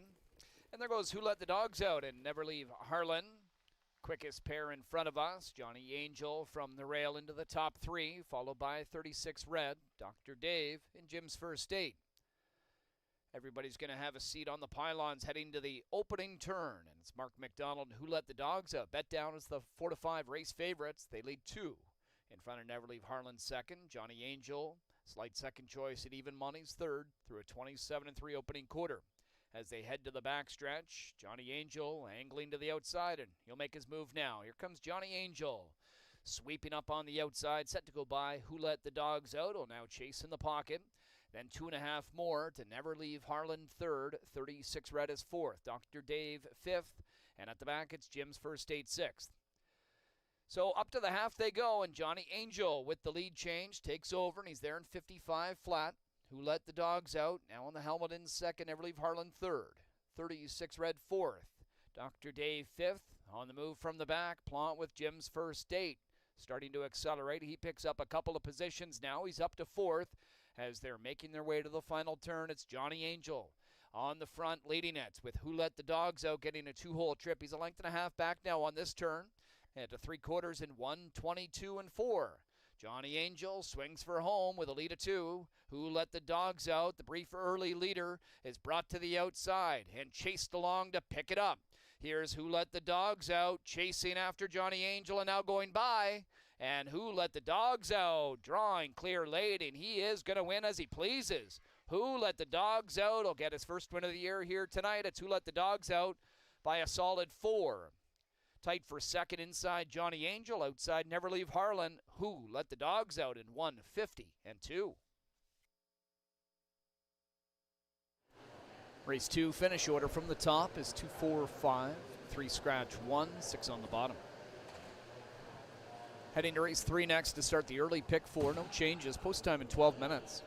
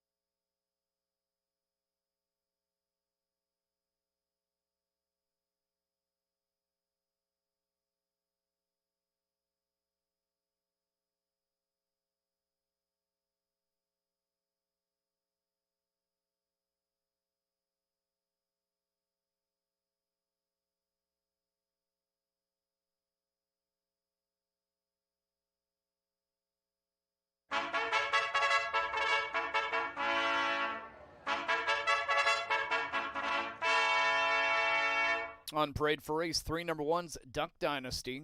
Stefan Pouliot trains and drives for Santo Barilla and a number company, Quebec Incorporated. The 2 RJ Super Freak, James McDonald the controls. Eric Lafleur trains and owns with Michel Blais. Number 3, Matt's a Mystician. Paul Davies drives, trains, co-owns with Glenn Pinnell. Tuman the 4, Scott Coulter at the controls. Ben Hollinsworth trains and owns with Michael Goldberg. Here's number 5, Shane's Dream, driven by Jonathan Drury, trained by Carmen Osiello and owned by Osiello Stables and Frank Brundle. The 6, Military Secret, driven by Mark McDonald, is owned and trained by Michelle Bowen. Beach and Lindy the 7, Dale Spence for owner-trainer Steve Charlton. And Carmen Osiello sending out number 8, Larceny. Stephen Klanowski owns, Daryl Thiessen the driver. That's your field for the 3rd to start our early pick 4 in about 6 minutes.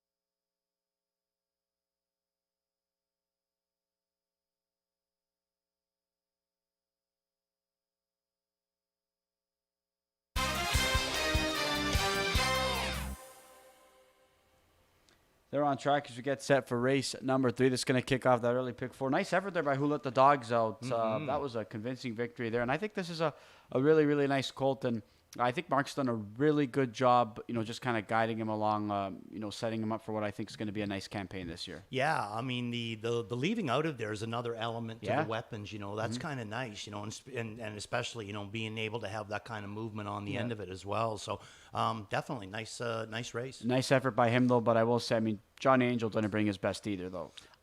Yeah, he just didn't seem like he was comfortable. He missed a couple of weeks or whatever, So, it seemed a little hotter tonight than normal. Yeah, he'll bounce back. Yeah, who knows? Maybe he wasn't as receptive to the bridle change as I thought he would be. All right, race number 3 here, and there's a look at the 5-horse Shane's Dream.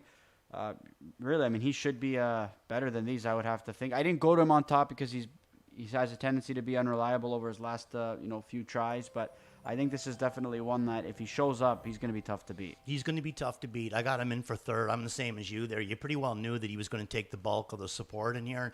I just looked to play against him, so I went to the other Carmen Osiello horse, Larceny, another horse that really doesn't like to win that much, 0 for 16, but he does have ability, and to tell you the truth there, I kind of think that maybe Thiessen's going to get along real good with this guy. I thought that last week was a real nice effort compared to what he had been doing, so maybe Daryl's kind of on to something with him.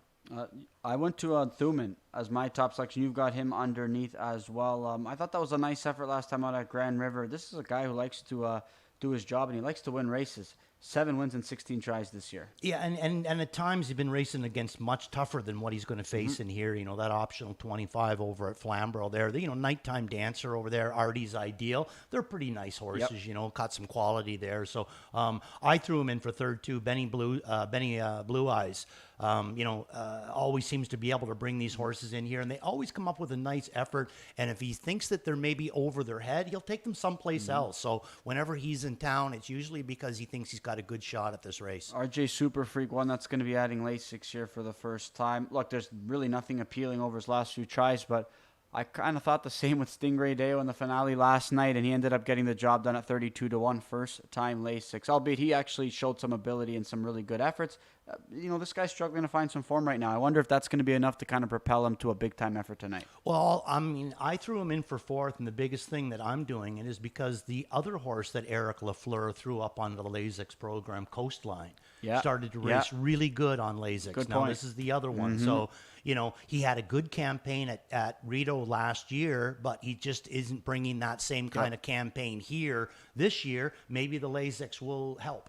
Beaching Lindy 20-1. This is one that always puts forth a pretty good effort on the end of it. I wouldn't discount him if they mixed it up. Yeah, interesting, because they're taking him off the Lasix program. He's been on it for a long, long time, free-legged pacer, and now he's going to come off the Lasix program. I'm not really sure how that's going to work at 11 years of age. I mean, it's either going to really, really help him, or, after a couple of starts of being off the Lasix program, he might need to go back on it. So I'm just going to kind of monitor Beach and Lindy right now, 22-1, but brings a lot of back class. All right, they're getting set to go to the gate here for race number 3. That kicks off the early pick 4. Good luck.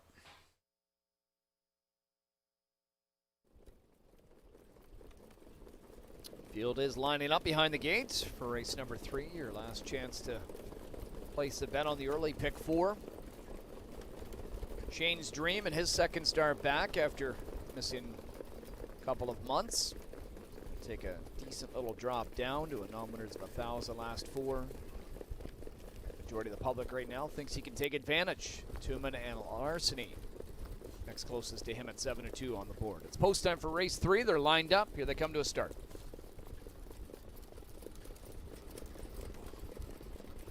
Problematic beginning for the 4, Tumen.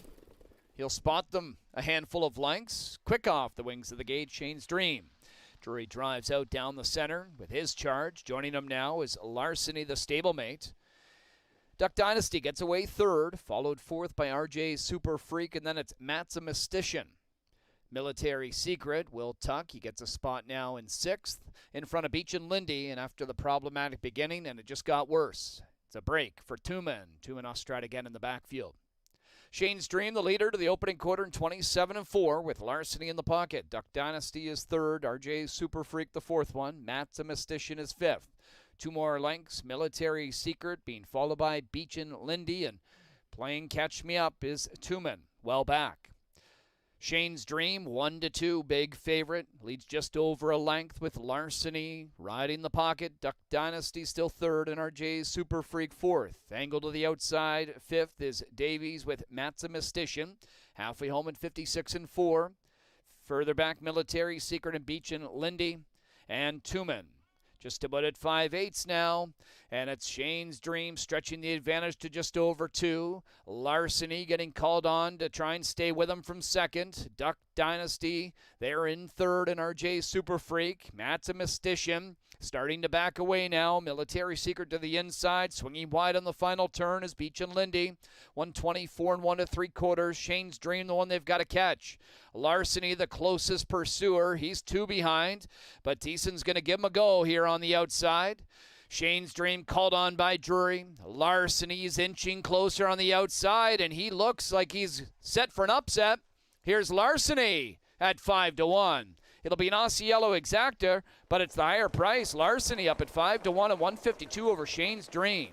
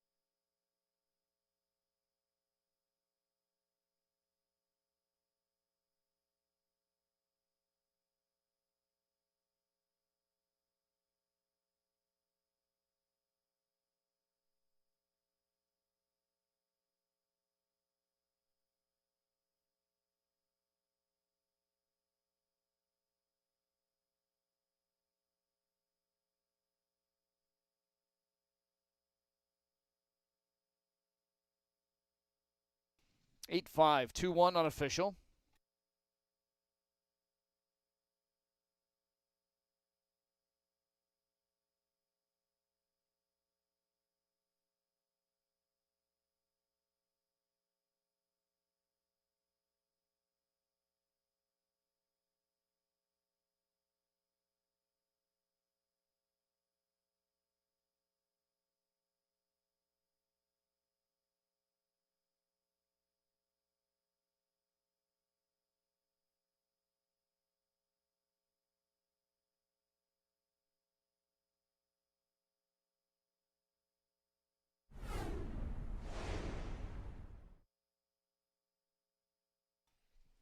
Race 3, winner number 8, Larceny. Back in front of us now is the 6-year-old bay gelding by Always Be Mickey. Out of the Some Beach Somewhere Dam, Some Omen Somewhere. Stephen Klanowski owns Carmenas Yellow Trains, winning driver Daryl Thiessen. First of the year in 17 opportunities. Larceny now a 14-time winner. At 5-1, he converts from the pocket to score him 152.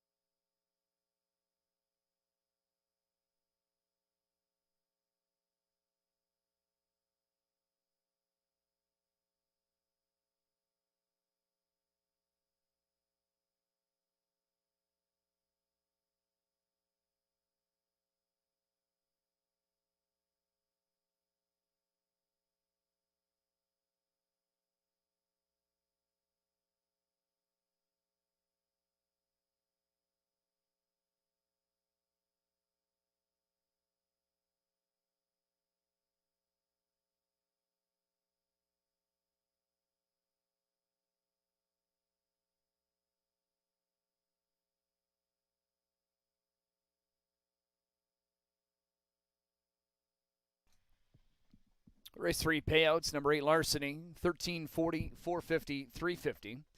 Second, number 5 Shane's Dream, 230, 220. Third, number 2 RJ Super Freak, 510. The $2 Hasiello Exacta, 31.70. $1 try, 103.20. $1 Super, 750, 285. The $2 double returns 1980. First pick 3 of the night for $1, 20.35. 27,000 plus wagered in the early pick 4, more than 5,000 moving on, and just over 3,400 now live in the pick 5 with 2 legs to go.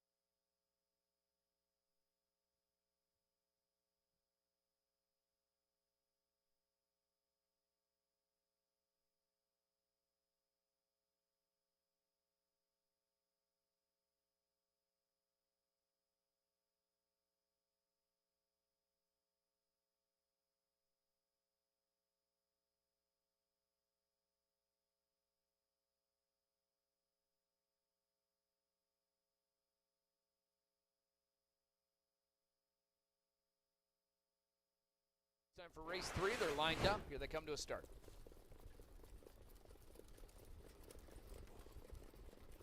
Problematic beginning for the 4 Tumen. He'll spot them a handful of lengths. Quick off the wings of the gate, Shane's Dream. Drury drives out down the center with his charge. Joining him now is Larceny, the stablemate. Duck Dynasty gets away 3rd, followed 4th by RJ Super Freak, and then it's Matt's a Mystician. Military Secret, Will Tuck, he gets a spot now in 6th, in front of Beach and Lindy, and after the problematic beginning, and it just got worse. It's a break for Tumen. Tumen Ostrad again in the backfield. Shane's Dream, the leader to the opening quarter in 27-4, with Larceny in the pocket. Duck Dynasty is 3rd, RJ Super Freak the 4th one, Matt's a Mystician is 5th. 2 more lengths, Military Secret being followed by Beach and Lindy, and playing catch me up is Tumen, well back. Shane's Dream, 1-2, big favorite. Leads just over a length with Larceny riding the pocket. Duck Dynasty still third, and RJ's Super Freak fourth. Angle to the outside, fifth is Davies with Maximusician. Halfway home at 56-4. Further back, Military, Secret and Beach and Lindy, and Tumen.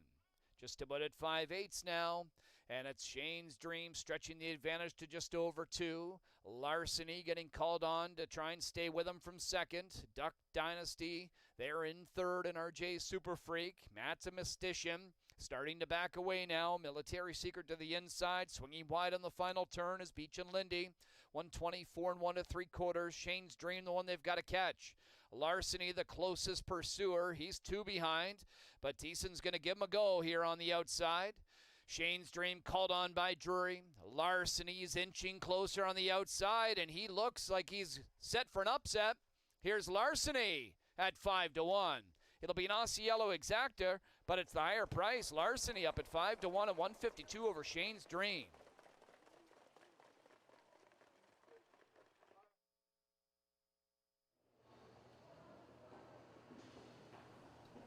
Here's how they all finished in race 3. From the top, it's 4-3-7, 8-2-6-5, 1 on the bottom. Off to race 4 next, starting the pick 6, number 1 Patriarch Hanover. Make the driver Todd Ratchford. Post time in 14 minutes.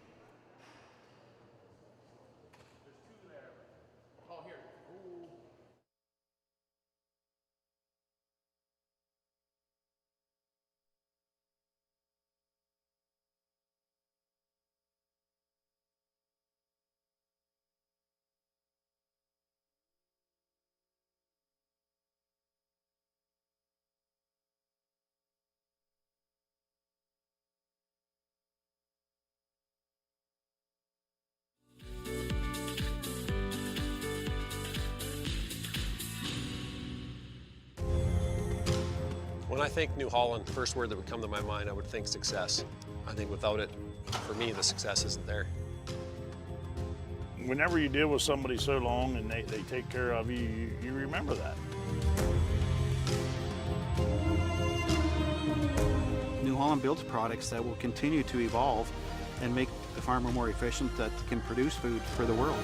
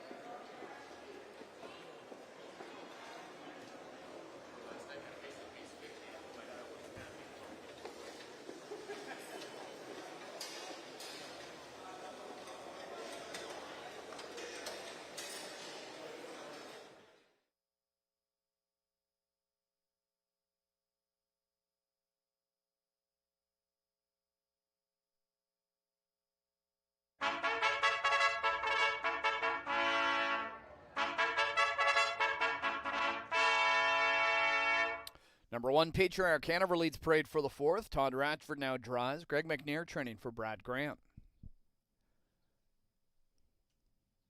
The 2, Dahlquist Hanover, driven by Louis Waz, trained by Gary Murner for Gino Toscani. Scott Young drives. 3, Faith Step. Paul Reed trains for Richard Beinauer.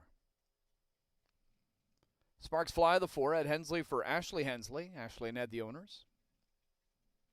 Tactical Strike, number 5.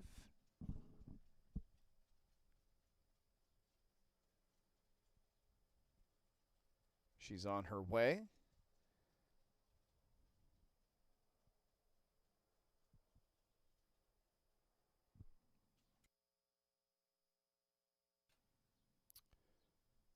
Here's the rest of the field. Tactical Strike, the 5. She's driven by Mark McDonald, trained by Gary Murner and owned by Gino Toscani.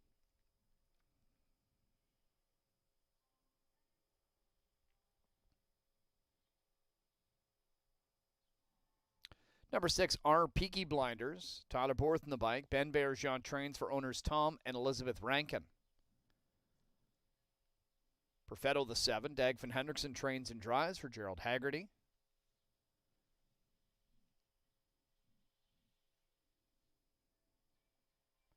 Number 8 in the group is Outside the Fire with Bob McClure in the seat. Dave Maneri trains for Pollock Racing.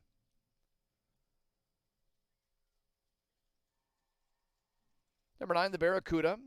J.R. Plon aboard. Gerard Demers trains and owns with Antonio Tangretta. And the 10's Private Access. James McDonald will drive. Luke Blay trains for Determination. That's your 4th race group of trotters to start tonight's Pick 6 wager. Post time in 5 minutes.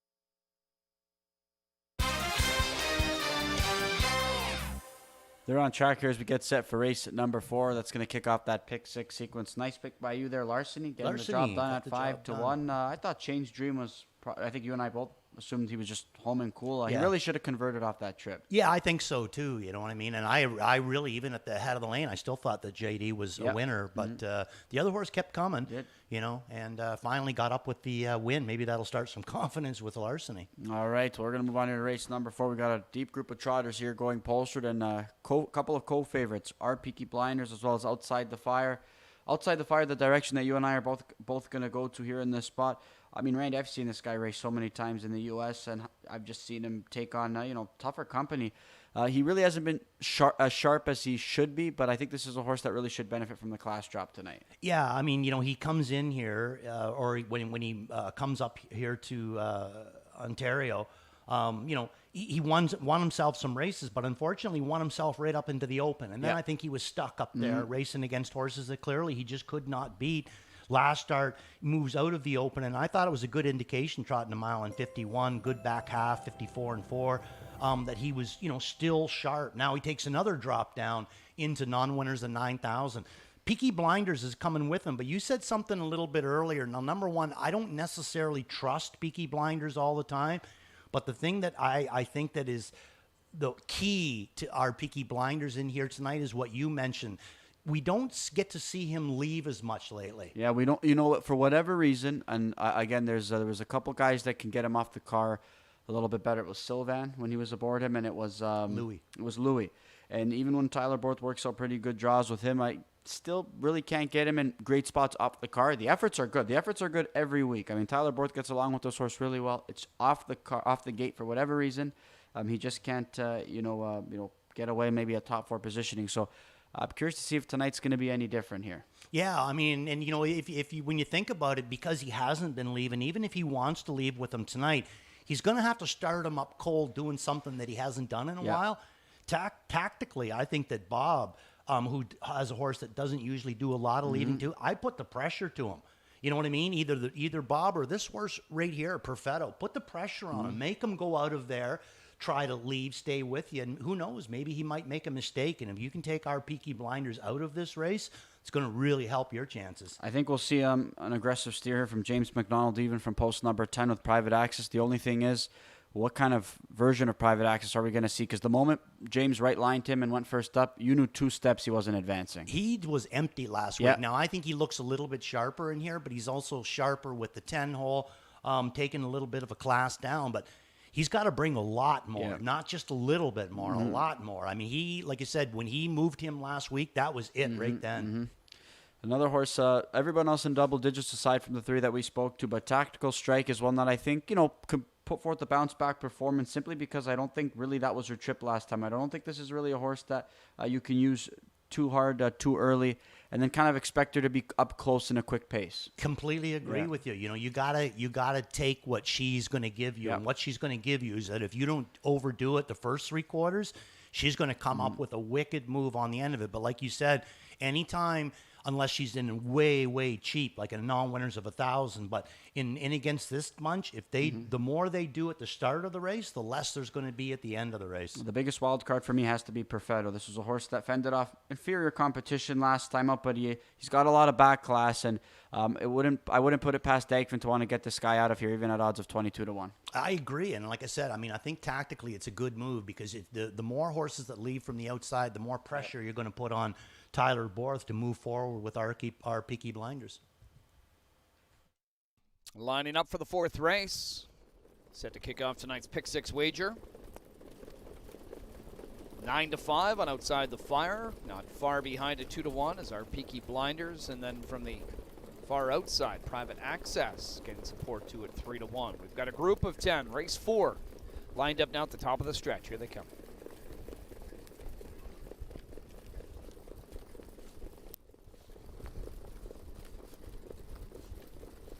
At the start, and away they go. They're off and trotting in tonight's 4th race. Quick off the gate, Sparks Fly and Tactical Strike. Joining them now is Outside the Fire. And then it's our Peaky Blinders. Faith Step, outside 6th, Perfetto to the inside, Patriarch Hanover. Last 3 in the group led by Private Access, who's in front of Dahlquist Hanover, the Barracuda Trails. Into the opening turn, and McClure's got Outside the Fire on the point with Sparks Fly in 2nd. Tactical Strike trotting 3rd. Race favorite, our Peaky Blinders, another 2 lengths back in 4th after a 27-2 opening quarter. Faith Step trotting 5th in front of Patriarch Hanover. Perfetto still parked. To the inside is Private Access. To the outside, Dahlquist Hanover and the Barracuda Trails. 3/8 complete, and Outside the Fire leads about a length and a half, with Sparks Fly in the 2-hole. It's Tactical Strike next in line 3rd. Our Peaky Blinders still gaps a bit 4th. And behind that one is Faith Step, Patriarch Hanover, Private Access, Perfetto outside, Barracuda inside, and Dahlquist Hanover at the back. Halfway home and 55-3 Outside the Fire, the leader. Sparks Fly at a big price in the pocket. Tactical Strike is 3rd on the move out of 4th. Our Peaky Blinders, odds-on favorite. Now starting to pick it up here on the turn, heading to 3/4 within about 3 of the lead of Outside the Fire, who stretches his advantage to 2. 3/4 and 124-1. It's Outside the Fire. Turning for the straightaway. Now he's got our Peaky Blinders up on the outside coming to call. Sparks Fly tries to rally up the inside. And then angled out is Faith Step in the center of the track. But our Peaky Blinders starting to draw clear here. And it's our Peaky Blinders. Came with a late move and is drawing off to win as he pleases. Our Peaky Blinders by open lengths. We'll call it 6. Faith Step up for 2nd. Sparks Fly 3rd. 152-2 for our Peaky Blinders.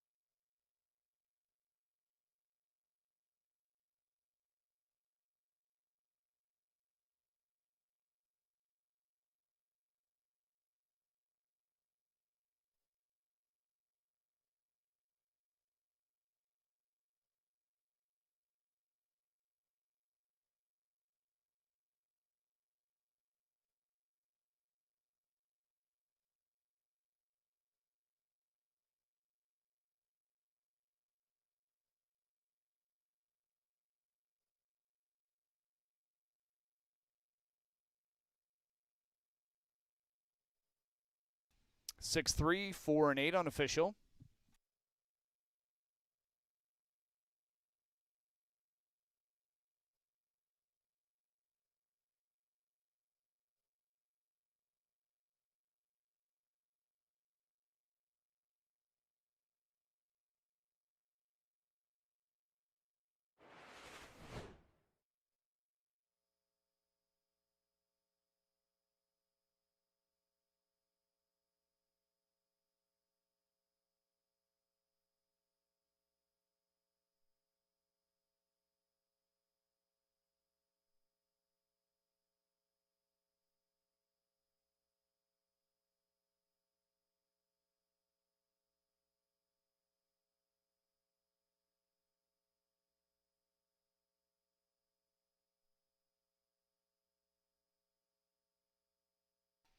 Number 6, our Peaky Blinders. Winner of the 4th back in front of us. The 5-year-old brown horse by Cadabra is out of the revenue mare. Keep the Spirit. Winning homebred for owners Tom and Elizabeth Rankin. Ben Bergeon, the winning trainer. Tyler Bort, the winning driver. Our Peaky Blinders now 3 for 18 this year. It's his 12th career score, 152 and 2. Our Peaky Blinders at 4-5.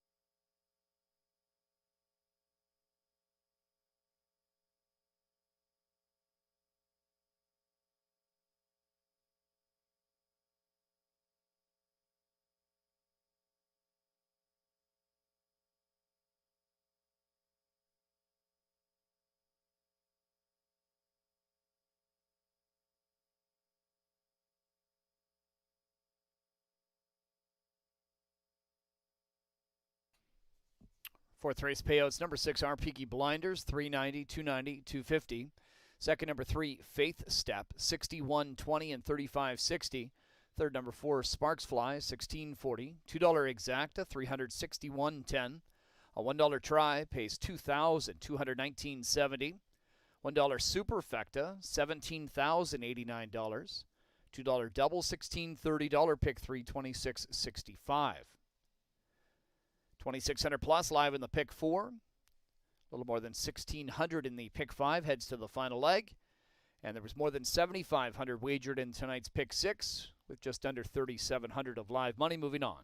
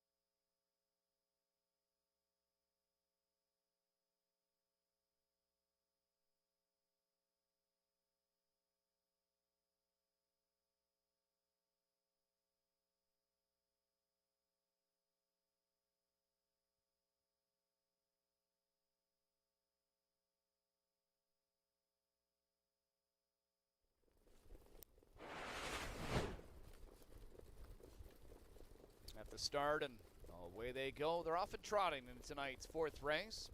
Quick off the gate, Sparks Fly and Tactical Strike. Joining them now is Outside the Fire. And then it's our Peaky Blinders. Faith Step, outside 6th, Perfetto to the inside, Patriarch Hanover. Last 3 in the group led by Private Access, who's in front of Dahlquist Hanover, the Barracuda Trails. Into the opening turn, and McClure's got Outside the Fire on the point with Sparks Fly in 2nd. Tactical Strike trotting 3rd. Race favorite, our Peaky Blinders, another 2 lengths back in 4th after a 27-2 opening quarter. Faith Step trotting 5th in front of Patriarch Hanover. Perfetto still parked. To the inside is Private Access. To the outside, Dahlquist Hanover and the Barracuda Trails. 3/8 complete, and Outside the Fire leads about a length and a half with Sparks Fly in the 2-hole. It's Tactical Strike next in line 3rd. Our Peaky Blinders still gaps a bit 4th. And behind that one is Faith Step, Patriarch Hanover, Private Access, Perfetto outside, Barracuda inside, and Dahlquist Hanover at the back. Halfway home and 55-3 Outside the Fire, the leader. Sparks Fly at a big price in the pocket. Tactical Strike is 3rd on the move out of 4th. Our Peaky Blinders, odds-on favorite. Now starting to pick it up here on the turn, heading to 3/4 within about 3 of the lead of Outside the Fire, who stretches his advantage to 2. 3/4 and 124-1. It's Outside the Fire. Turning for the straightaway. Now he's got our Peaky Blinders up on the outside coming to call. Sparks Fly tries to rally up the inside. And then angled out is Faith Step in the center of the track. But our Peaky Blinders starting to draw clear here. And it's our Peaky Blinders. Came with a late move and is drawing off to win as he pleases. Our Peaky Blinders by open lengths. We'll call it 6. Faith Step up for 2nd. Sparks Fly 3rd. 152-2 for our Peaky Blinders.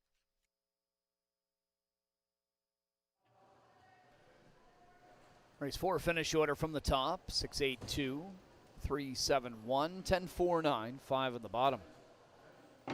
Coming up next, race 5. No changes. Post time in 15 minutes.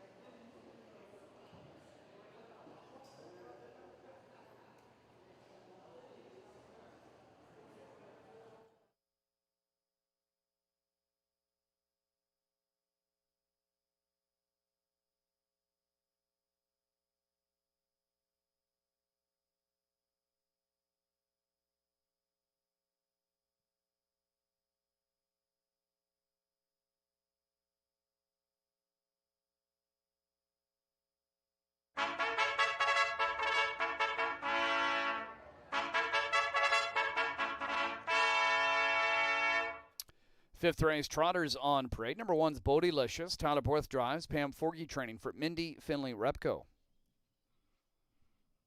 Here's number 2, My Holy Moly. Bob McClure for trainer Connie Chisholm. Connie owns with David Chisholm.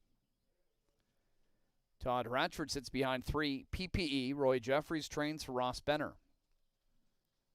The 4 in the group, PL Robert G, driven by Tyler Jones, is trained by Katie Huskinson for Princely Acres and PL Jill. Number 5, the Can-Am Banker, J.R. Plon in the bike. Gerard Demers trains for Investissement, KFB, and Carl Deguay. Trevor Henry will drive 6, She's a Manalishi. Kyle Bossons trains for Jolden Ontario Incorporated. Number 7 is All Gas, No Brakes. Louis Watt the lines. Vic Putty for Gordon McDonald, Christopher Boland.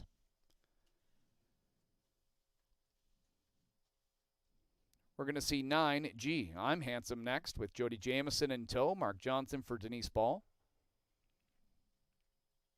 Burt Renault pilots the 10 Phoenix. Julie Walker trains for Sebastien LeBlanc. And number 8, Zetathena, will be driven by James McDonald. Justin Turcotte trains for Gestion Jean Blais Incorporated. That's your field race 5, coming your way next in 5 minutes.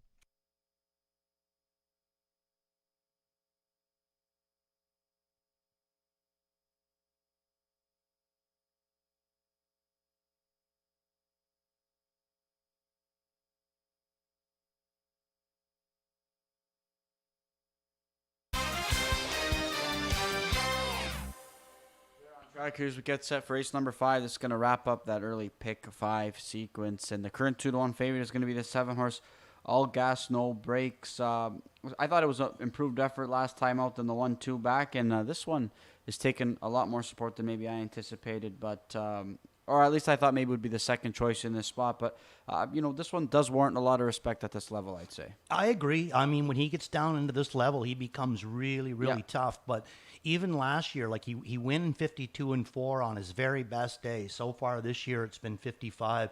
I just think his next door neighbor brings more speed. You know what I mean? Like when she's on her game, if this guy's on his game, I look at him as a 53-4, 54 flat trotter. If the other girl's on her game, I look at her as an easy 52 flat trotter. He looks sharp out there, though. He does. He looks sharp, and he's winding him up. He's getting him to, kind of pay attention. I wouldn't be surprised if he comes out of there with this guy. Our top selection, though, is going to be the 8-horse Zetathena. This is one that's going to plummet in class. And you know what? I think it's really curious to see how she looks out here in post-parade, though, Randy, because she was full of herself last time out, and she looked a little bit too aggressive, even as the gate rolled, even in post-parade.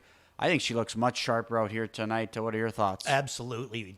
Difference in night and day. I mean, I like, too, that they brought her out last. Okay. That's a good thing, if you get a horse. And I agree with you. She was so hot last start. And I think a lot of it was the 2 starts ago in May the 31st, she finished 5th after leaving out of there. He went out of there with her at 21-1. She finishes 5th, only beaten 2 in against Distance Learning and What About Elmo and Perfetto. She was good. And then the next week, she was just too good. She was just wild, Now she comes out this week. She comes way down in class, and this is more the Zetathena that I remember, nice and calm and cool before the race. I know she hasn't hit the board in 6 tries, but again, you have to, this year at least, but this is a spot where you have to figure she's going to have to capitalize, because this was a mare that put forth a really, really good 3-year-old campaign. I would say very underrated to say, after last year. Absolutely. I mean, how many 3-year-old trotting fillies can go out there and win in 51-4? She win almost half of her starts last year too. So really, really big year.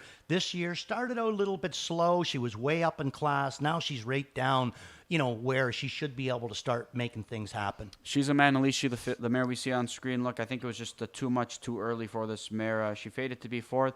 I know just 1 for 21 this year, but I could see a bounce back performance if we see a different kind of trip. Something, I agree with you, and I mean, it kind of lays into different, theories of mine or whatever. Here she was racing her typical, she's a Manalishi way, off the pace, and then last week he goes out of there real hard with her. I say he goes back to the way, and he's kind of jarred her loose now. I would say that you're going to see a big movement on the end from She's Manalishi. We see James alongside She's a Manalishi here on the gate again, just dating back to last week and her body language. That being said, Athena's. Do you like this that he's at the gate nice and early? Is this something that will keep a horse typically a lot calmer or something? Well, I mean, they're going to fire up a little bit with another horse up alongside of him, but the beauty is that when you got the gate like that, he can just put her nose on it, and then when you give her the lines, she's not going to be able to get by the gate. So what the thing is, when you got the gate like that, you're not having to take a hard hold of them. That's the thing. That's the beauty of the gate, is you're not having to take a hard hold. She's emptying out too. Another great sign. Yeah, she looks much more relaxed. I like the body language. Whatever happens, but I like her body language a lot more this week as I did last week. They're getting set to go to the gate here for race number 5. Good luck if you're closing in that early pick 5.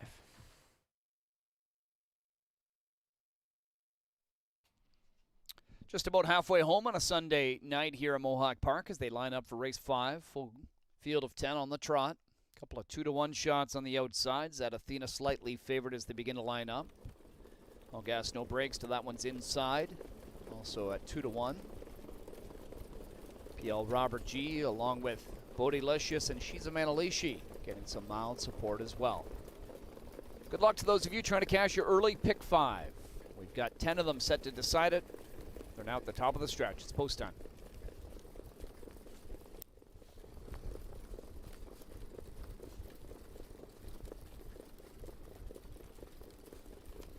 Field gathers speed. Phoenix is going to spot his rivals a few lengths at the beginning as he gaps. Away they go off in trotting. And a bunch of them leaving out of there down the center. The Can-Am Banker, She's a Manalishi, PL Robert G, All Gas, No Brakes, and Zed Athena. Battling into the opening turn. It's crowded now. Pushing through inside, though, PL Robert G.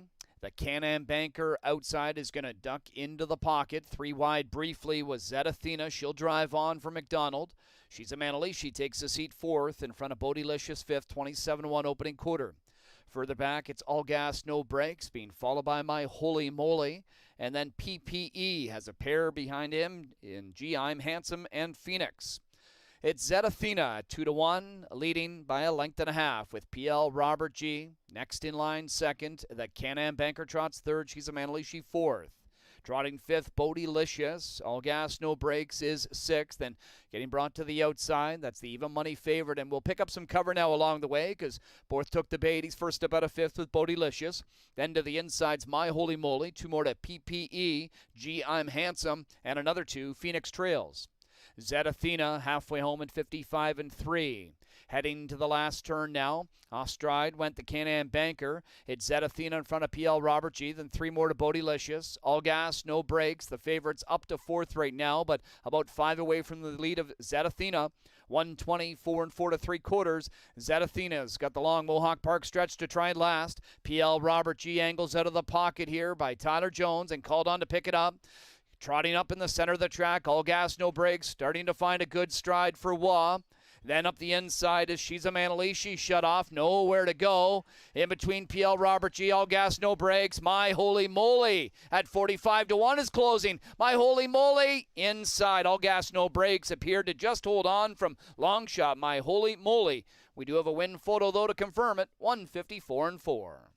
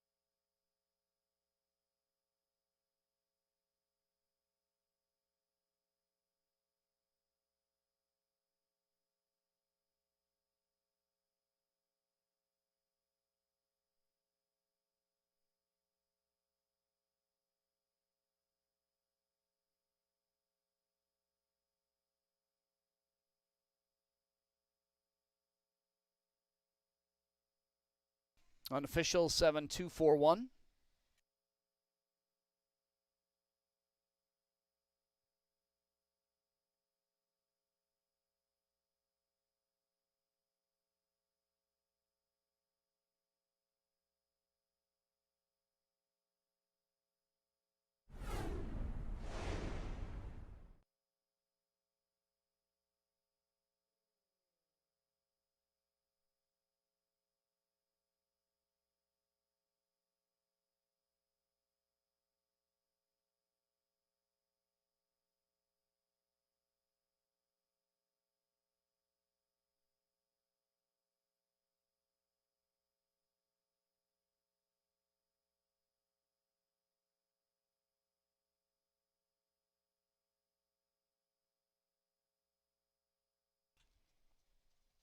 Returning a winner in front of us now.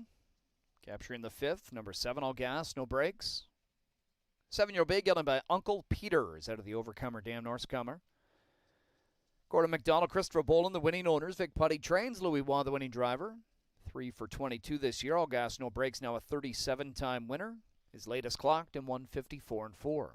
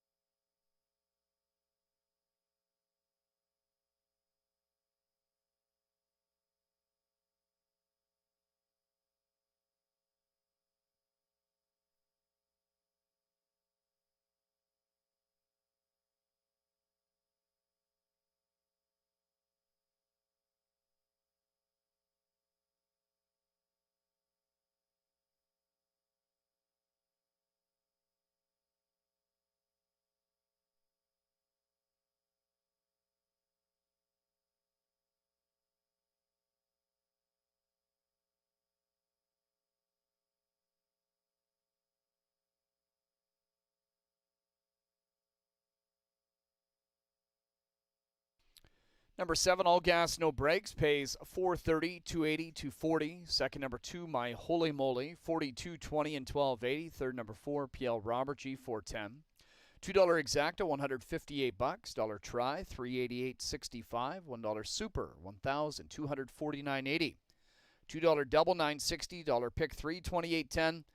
$1 Winning Early Pick 5, $122.80. Just over 1,000 remains live in the Pick 4 heading to the final leg. Pick 6 update, still more than 1,300 going strong.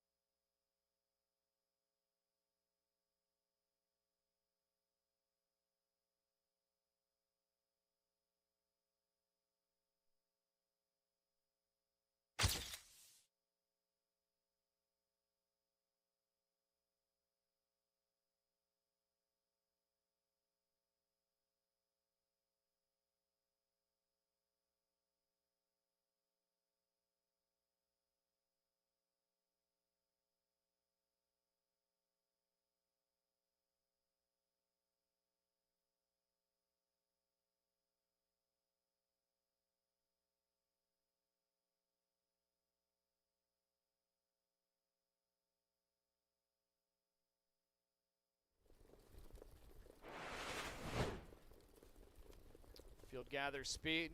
Phoenix is going to spot his rivals a few lengths at the beginning as he gaps. Away they go off and trotting. And a bunch of them leaving out of there down the center. The Can-Am Banker, Shiza Manalishi, PL Robert, GL Gas, No Brakes, and Zed Athena. battling into the opening turn. It's crowded now, pushing through inside though. PL Robert G. The Can-Am banker outside is going to duck into the pocket. 3 wide briefly was Zed Athena. She'll drive on for McDonald. She's a Manali. She takes a seat 4th in front of Bodylicious 5th, 27-1 opening quarter. Further back, it's All Gas, No Brakes, being followed by My Holy Moly. And then PPE has a pair behind him in G, I'm Handsome, and Phoenix. It's Zed Athena, 2-1, leading by a length and a half with PL Robert G. Next in line, second. The Can-Am banker trots third. She's a Manalishi 4th. Trotting 5th, Bodylicious. All Gas, No Brakes is 6th. And getting brought to the outside, that's the even money favorite. And we'll pick up some cover now along the way because Borth took the bait. He's first up out of 5th with Bodylicious. Then to the inside's My Holy Moly. 2 more to PPE, G, I'm Handsome, and another 2, Phoenix Trails. Zed Athena halfway home at 55-3. Heading to the last turn now. Off-stride went the Can-Am banker. It's Zed Athena in front of PL Robert G. Then 3 more to Bodylicious. All Gas, No Brakes. The favorite's up to 4th right now, but about 5 away from the lead of Zed Athena. 124 4 3/4. Zed Athena's got the long Mohawk Park stretch to try and last. PL Robert G. angles out of the pocket here by Tyler Jones and called on to pick it up. Trotting up in the center of the track, All Gas, No Brakes, starting to find a good stride for Wah. Then up the inside is She's a Manali. She's shut off, nowhere to go.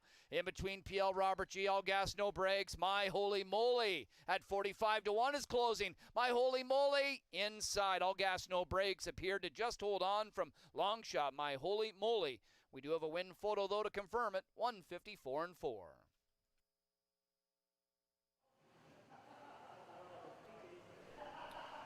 Here's where they all finished in race 5 from the top. It's 4-2-6, 3 10th place 9th, 7th placed 10th, 1-5, 9th placed 8th, 8th placed 7th. Race 6 up next. Start of the late pick 5. There's no changes. Post time in 11 minutes.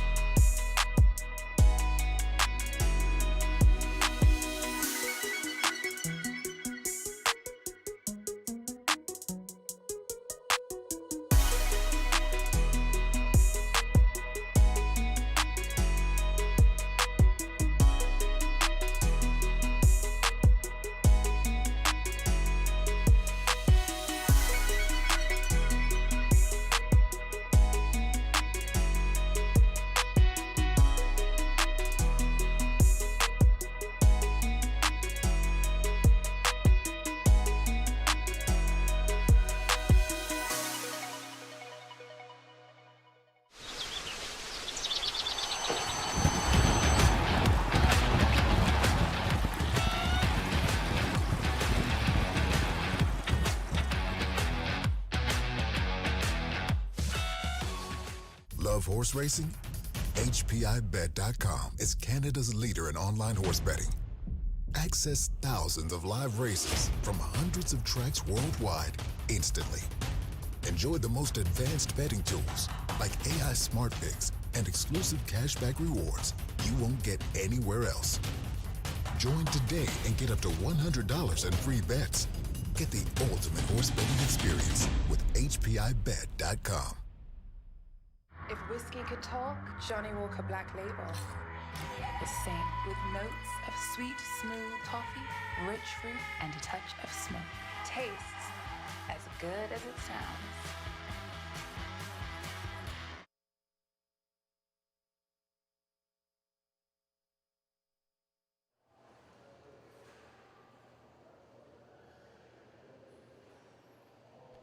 Looking ahead to race number 7, one claim is in on 6, JJ Xavier. One claim entered on the 6, JJ Xavier.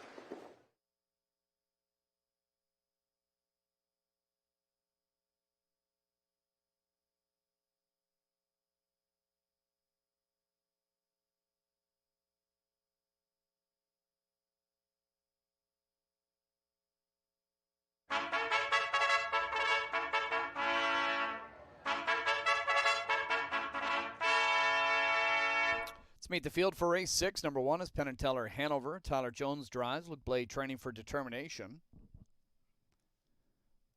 Number 2, Ghostly Casper. Mark McDonald aboard. Ben Bergeron trains and owns with Teresa Davidson, Santo Annunzio Venna. 3, Distance Learning. Travis Henry in the bike. Kyle Fellows for Galliers Racing. Number 4, PL Spencer, Bob McClure driving. Steve Bossons trains and owns with Richard Thompson, Derek Reed, and ECS Racing. Louis Waugh will drive the 5, Fashion Frenzy. Kyle Fellows trains for Écurie Francis Richard Incorporated, Gestion Mario Bourget Incorporated, Pierre Guillemette, and Sylvain Richard.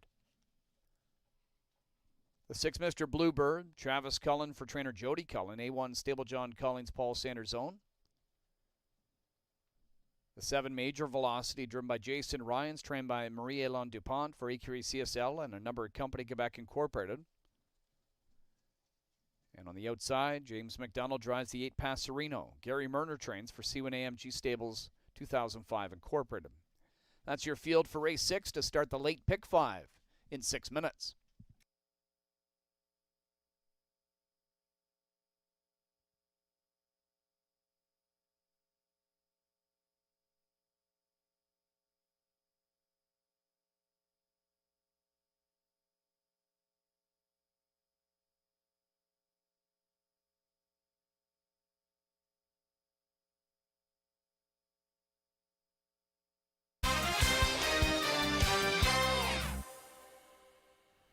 They're on track. Here's we get set for race number 6. Seems like, Randy, that some of these horses that are going a little too quick, too fast early, they're not having much to offer late. So the front end's not really holding up all that well. No, tiring track, no doubt about it. You know, you're seeing them go down to the half. I mean, look at how fast the track was last night. Now they're consistently going down to the half in 55 and 56 and coming home in 59 seconds. So definitely a bit of a wet, tiring track out there tonight. There's a look at Fashion Frenzy. He's your current 2-1 favorite. Look, when he's at his best, he's definitely the horse to beat in here in the Classes. But I tell you what, he's coming off a couple of qualifiers. This is going to be start number 2 of his 2026 campaign. The last time we saw him was back in March. So I'm opting to wait for one and play against him. What say you? I got him in for 4th. I think that he looks really, really good out there. I hope he feels real good to Louis, because I want Louis to come out of there. Really, that was kind of the game plan of going to PL Spencer, was he got such a nice trip last week. I got a feeling if Louis comes out of there with this guy, we might be looking at more or less the same kind of trip, and that's what I was hoping for. This guy looks really sharp out there.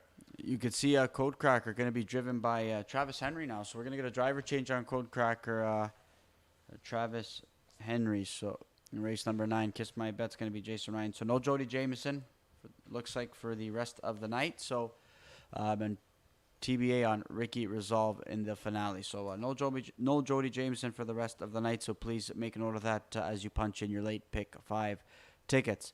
There's a look at our top selection, Randy PL Spencer, as you mentioned. Good effort last time out. He sat on You Got It Kemp's back, and he got the job done. He's your all-in, and he's going to be my repeat candidate. So you and I both putting all our hopes in with this Steve Boston's trainee, and hopefully he can make it a second winner on the evening. Yeah, I mean, he's got a tough one in beside him, but I mean, this guy's whole game is going out of there and then having a big move on the end of it. Fashion Frenzy just coming back from some time off. He qualified once, chopped it all out, and got beat on the end of it. The next start, he chops it all out and sees it through, but really the same last quarter. So to me, I still say that maybe Fashion Frenzy may need one. I think you were smart to play against him, and that's what I'm going to do too. This guy here, we know, 7 days ago, he just set a new lifetime mark. How good is he right now? Absolutely. So I just think he's in a better spot. Speaking of too fast, too early, though, I wanted to touch on Ghostly Casper, but here's a look at Mr. Bluebird that we'll touch on first. This is a horse that we know has the ability to get the job done here, but he just doesn't seem to want to finish off his miles, but he's a consistent on-the-board finisher. Yeah, I mean, he's 18 starts so far this year, a lot of tough winter racing at the top class, you know what I mean? So I think at some point, he's going to start to show a little bit of tiredness. This Travis Cullen and Jody, they do such a good job of managing their horses, so maybe he's going to be better in here than I give him credit for, but I just don't see it right now. The 2-horse Ghostly Casper, this is a horse that's been tiring in the late stages of the mile as of late, but he's been racing well despite that. I mean, it's just a horse that's been going, some quick panels early on. It's leaving him a little bit short late in the mile, but with an inside draw, we could see a different trip worked out by Mark McDonald tonight. We could, and, the way that the bias is kind of playing, he better maybe look to do it different, because if he's going to look to chop on a night like this with a horse that has been tiring, I don't know. I think that this track is not playing to that, but he looks great. Our Peaky Blinders was a phenomenal off-the-pace winner in a couple races ago, so maybe Ben's Barn is going to be real hot tonight. Penn Teller Hanover didn't hit the board last time up, but we know that this guy's got plenty of talent. He's just, inconsistent, and I don't know if the rail draw is going to be a benefit for him this evening. I agree with that. I mean, he looks sharp out there, but I just don't know if the rail's going to really work his way. I threw him in for third. I tell you one thing, I really like the way Passerino raced last time out. He's 12-1 right now. This is one that I would definitely be including in some exotics. I think he could definitely hit the ticket with a nice late charge. Yeah, I mean, you're going to get paid if he does too. Like I said, 12-1. Sometimes they have a tendency to call him no Passerino, but he doesn't need to pass them all tonight, like you just said. I mean, he could be a valuable play, just on the bottom end. All right, they're getting set to go to the gate here for race number 6. It's going to kick off that late pick 5. Good luck.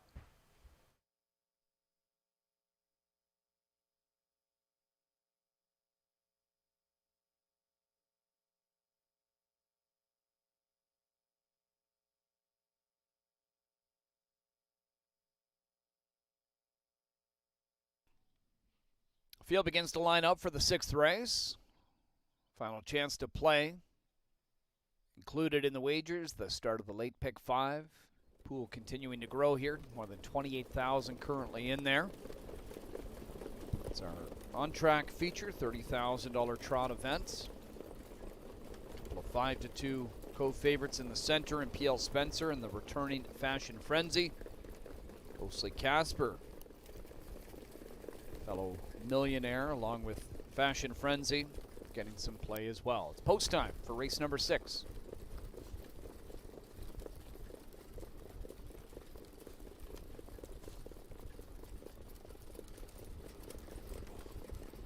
All set to go, lined up, and a good-looking start, and away they go. They're off and trotting in tonight's 6th race. Fashion Frenzy leaving out of there along with PL Spencer and Distance Learning. In behind that trio, Ghostly Casper along the pylons, Penn and Teller Hanover, and looking to settle for a seat, both Mr. Bluebird and Major Velocity. Passerino sets up shop at the back. So single file, group of 8, being led by Fashion Frenzy and Louis Bois. Leaders a quick 2 here on PL Spencer by an opening panel of 27-1. Distance Learning trotting 3rd, Ghostly Casper's the 4th one, then Penn and Teller Hanover. Back to Mr. Bluebird. Last pair, Major Velocity and Passerino. Single file are the trotters as they go by 3/8 now, and Fashion Frenzy Eyes a breather in the second quarter. PL Spencer, 8-5 race favorite, shadows him from the pocket with Distance Learning third. Ghostly Casper fourth. Another length and a half to Penn and Teller Hanover fifth. And Mr. Bluebird, Major Velocity in Passerino. Half was reached in 55-4, 28-3. Fashion Frenzy still leads. PL Spencer a length back second, Distance Learning third. Ghostly Casper fourth and beginning to angle to the outside in front of Penn and Teller Hanover. Inside for Mr. Bluebird, the Major Velocity in Passerino. And Travis Henry's on the move with a long shot Distance Learning out of the 3-hole. And that's going to lock up PL Spencer for now. 124 2 3/4. Fashion Frenzy leads. Distance Learning pressuring on the outside. In behind Fashion Frenzy. PL Spencer nowhere to go right now. Then Ghostly Casper, Mr. Bluebird. Major Velocity from the back starting to trot up. Waz calling on Fashion Frenzy. Distance Learning. Little inside opening for PL Spencer. Here comes Distance Learning at Fashion Frenzy. Fashion Frenzy holds on in his return. Fashion Frenzy over Distance Learning and PL Spencer in 1:52-2.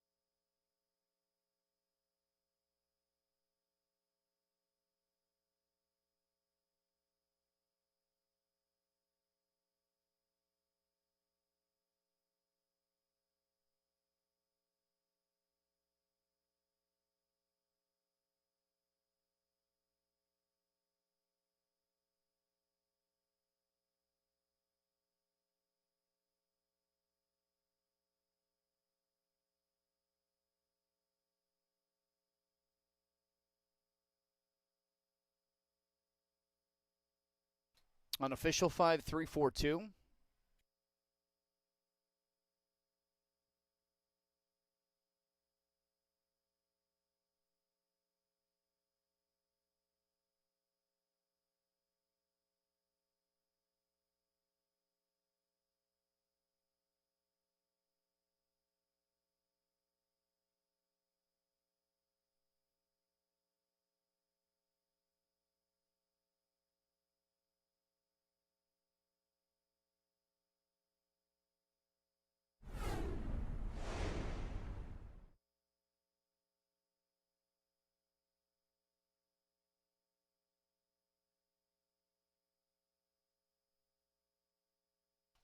Number 5, Fashion Frenzy returns winner.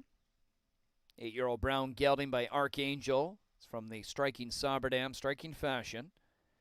He's owned by Icari Francis Richard Incorporated, Gestion Mario Bourget Incorporated, Pierre Guillemette Sylvain Richard. Kyle Fellows trains Louis Wah right back here on the Sunday card for the double. Fashion Frenzy off the shelf, wins for the first time this year in just his second try. Now a 33-time winner overall. The Millionaire tallies his latest win in 1:52-2.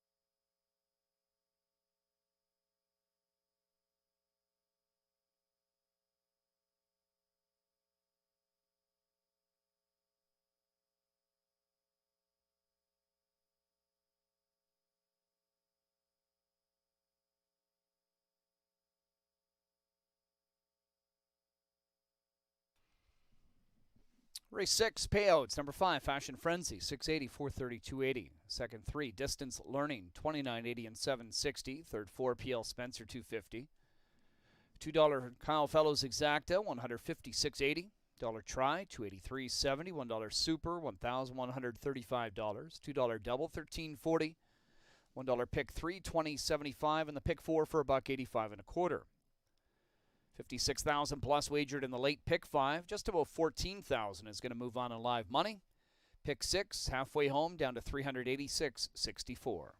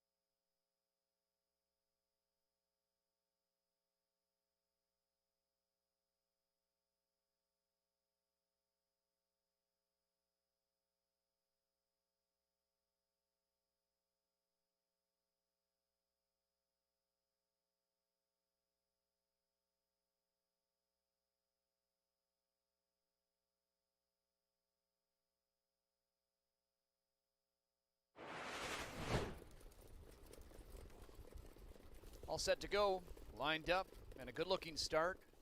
And away they go. They're off and trotting in tonight's 6th race. Fashion Frenzy leaving out of there along with PL Spencer and Distance Learning. In behind that trio, Ghostly Casper along the pylons. Penn and Teller Hanover. And looking to settle for a seat, both Mr. Bluebird and Major Velocity. Passerino sets up shop at the back. So single file, group of 8, being led by Fashion Frenzy and Louis Bois. Leaders a quick 2 here on PL Spencer by an opening panel of 27-1. Distance Learning trotting 3rd. Ghostly Casper's the 4th one. Then Penn and Teller Hanover. Back to Mr. Bluebird.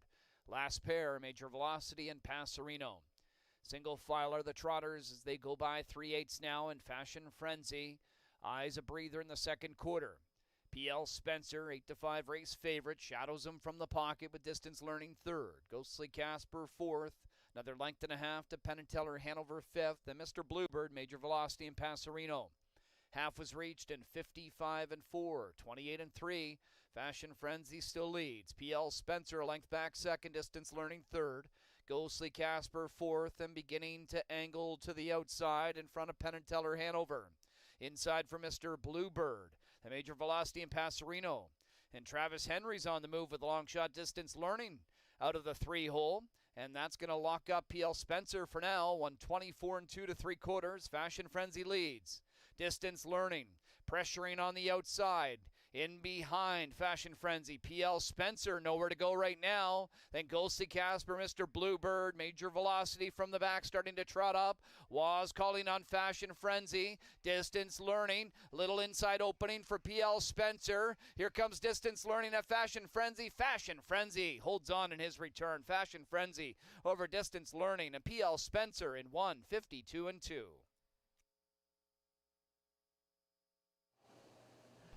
Race 6 finish order from the top. 6, 4, 2, 3, 1, 7, 5, and 8 on the bottom. Coming up next, race 7, start of the late pick 4. Travis Henry drives 4, Code Cracker. 1 claim in on 6, JJ Xavier. And Bob McClure now driving the 8 sometime, somewhere. Fast forward to the finale, race 10. We do have that driver secured now on the 4, Ricky Resolve. Tyler Jones drives. Tyler Jones on 4, Ricky Resolve. Post time for race 7 in 12 minutes.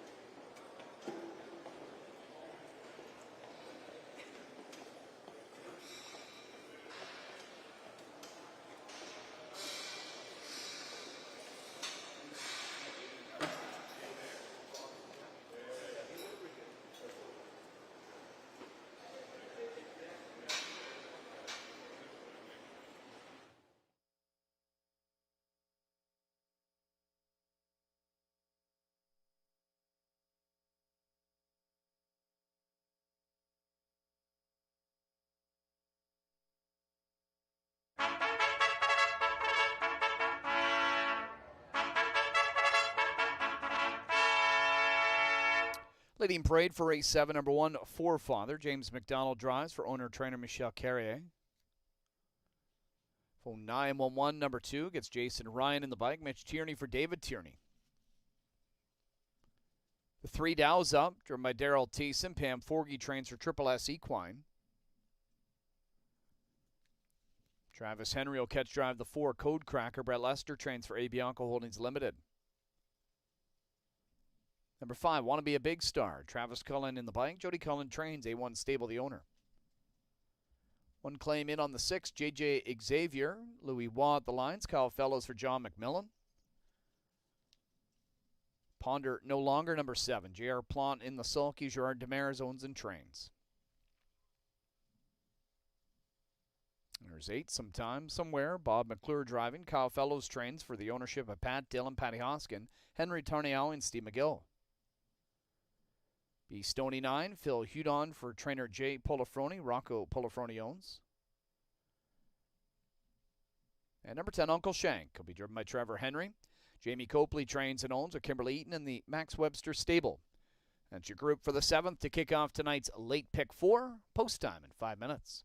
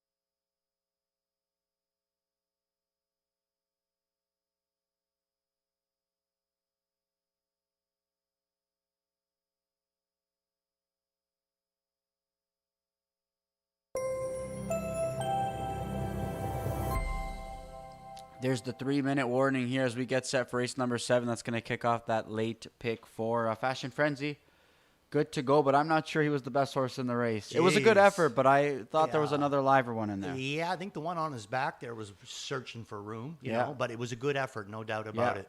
Next week, interesting what could happen next week. Yep, absolutely. But off we go. We move on, race number 7 here, and there's your top choice, Randy, at 5-2. But we're going to get a new driver board. It's going to be Travis Henry. Jody Jamieson not going to be driving the rest of the card, but Travis Henry picks up a super live drive. And look any different to you from last week to this week, or same? I say the same. I think he looks, really good since he's entered Brett's barn. Maybe a little bit tighter in behind than he was the week before, but still looking good, to weeks prior. So the only thing is, though, he's got to bring all that ability that he showed last week up into this class that he's above. I just hope that Travis more or less races him the same.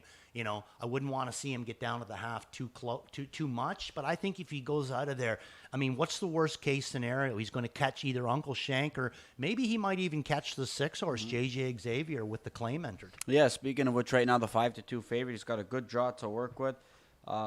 Didn't really take all that much support last time out, but this time the current 5-2 favorite. Does the post position and the claim entered make that much of a difference here tonight? Yeah, well, I don't know. Maybe they're looking at him. He's going to change things up and race him, a different way. But my problem is I don't like JJ Xavier in front. He can usually get a piece of it when he races in front, but I don't look at him as a win candidate. So I'm kind of hoping he races him the other way. I'd rather, if it come down to Code Cracker, who he had to follow, I'd much rather be following the 10 horse. I know we've seen a bit of a tiring track. Fashion Frenzy was able to prevail, from start to finish, but he still looked like he needed the line and he needed to keep a live rival locked in behind him. But I tell you what, this is a race where a lot of closers could really benefit from a tiring track, including my top selection here, Dow's Up.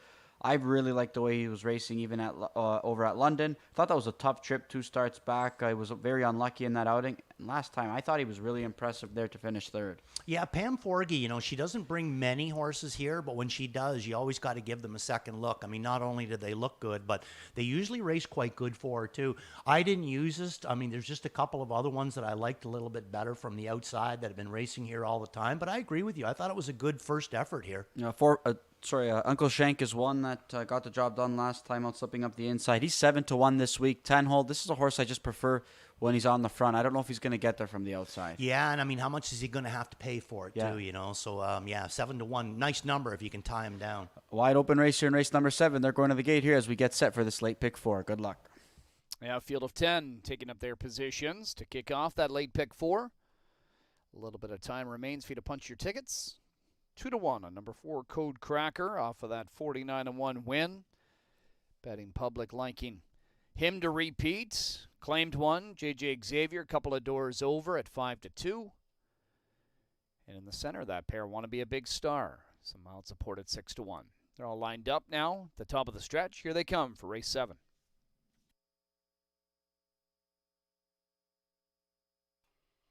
Good looking start, and away they go. They're off and pacing. And from the inside, off stride went Forefather. Forefather making a nasty break there. Dows up off the wings of the gate sharply. From the far outside, Uncle Shank put into play by Henry. Between horses, the other Henry, Code Cracker, is going to drive through. Into the early mix 4th, and look like he's going to tuck for a seat for now as J.J. Xavier, as Uncle Shank drives on after Code Cracker, the early leader. 26-2, they battled the opening quarter. Phone 911 away 5th. B. Stoney 6th, 7th one is Sometime Somewhere. That one's starting up already. Then it's Wanna Be a Big Star, Ponder No Longer, and much further back to Forefather, who had the early break. Uncle Shank on top. Code Cracker released him, is back out now as J.J. Xavier's on the move at a 4th. So Code Cracker to the lead. Uncle Shank 2nd. Here's J.J. Xavier up on the outside 3rd and trying to pressure the leader. Half and 54-3. Dow's up another 2 lengths back to the inside 4th. Outside of that one, 5th, Sometime Somewhere. He's being followed by Wanna Be a Big Star to the inside. Phone 911. 4th over from the back is Ponder No Longer. Then to the inside, B. Stoney and Forefather.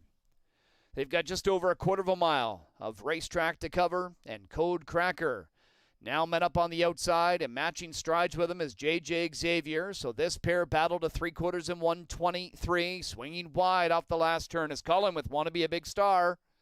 Here's J.J. Xavier and Wah drifting but getting the lead. Between horses, re-rally for Uncle Shank. In behind, Wanna Be a Big Star, Sometime Somewhere, Ponder No Longer. J.J. Xavier, Uncle Shank continues to close inside, and Ponder No Longer is live on the end at 32-1. Here comes Ponder No Longer to take it all. Ponder No Longer pulls off the big upset at 32-1 and 152-1.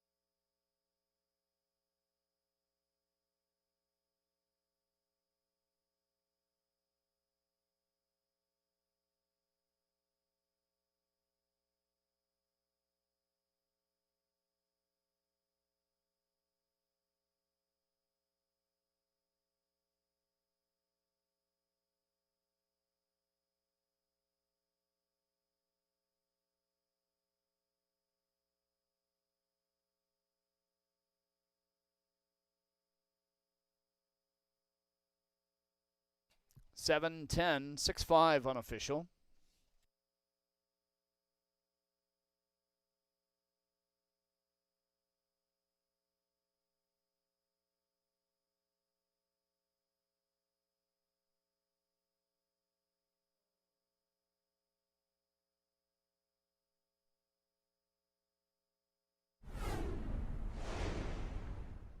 Seventh race upsetter, number 7, Ponder No Longer. Back in front of us now. 6-year-old brown gelding by Smart Shark out of the Panda Rosa Dam. Paneuf is owned and trained by Gerard Demers, driven to victory by J.R. Plant. Ponder No Longer gets off the Schneid in 2026, where he's now 1 for 22. It's his 11th career score. It's a lifetime best, too, 152-1 at 32-1 off the pace. Ponder No Longer.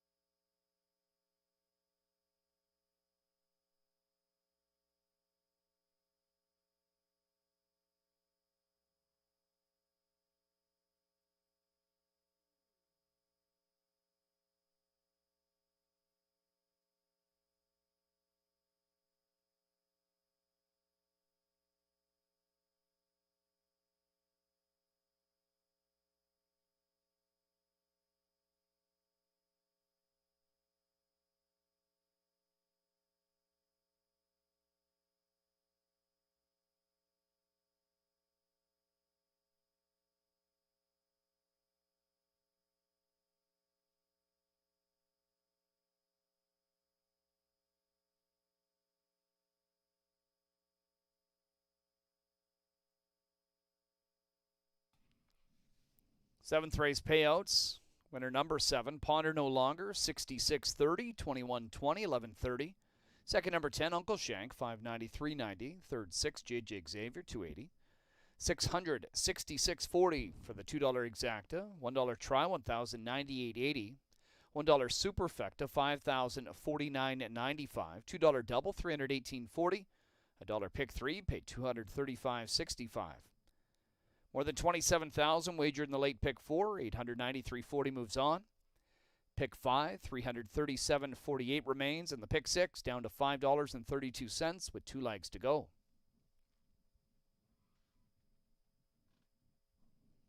Claimed out of race 7, number 6, JJ Xavier. One claim was entered, taken for $35,000. Goes to new owner Francois Morin, with Gerard Demers taking over as trainer.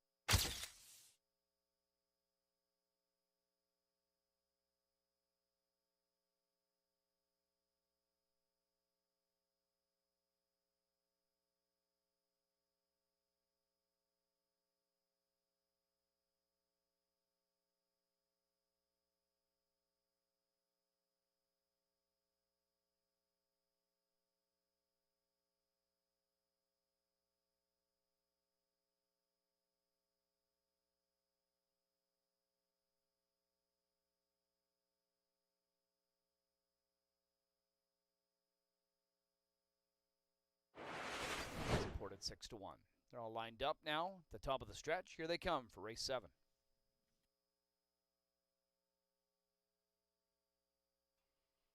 Good looking start, and away they go. They're off and pacing. And from the inside, off stride went Forefather. Forefather making a nasty break there. Dows up off the wings of the gate sharply. From the far outside, Uncle Shank put into play by Henry between horses. The other Henry, Code Cracker, is going to drive through.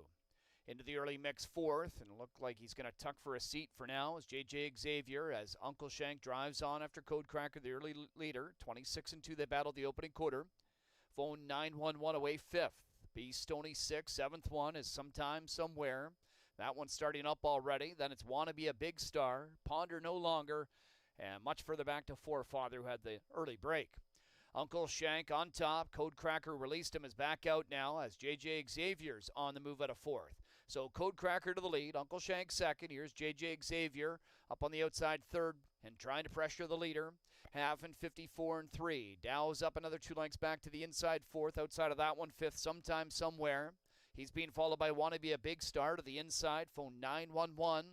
Fourth over from the back is Ponder No Longer. Then to the inside, Be Stoney and Forefather.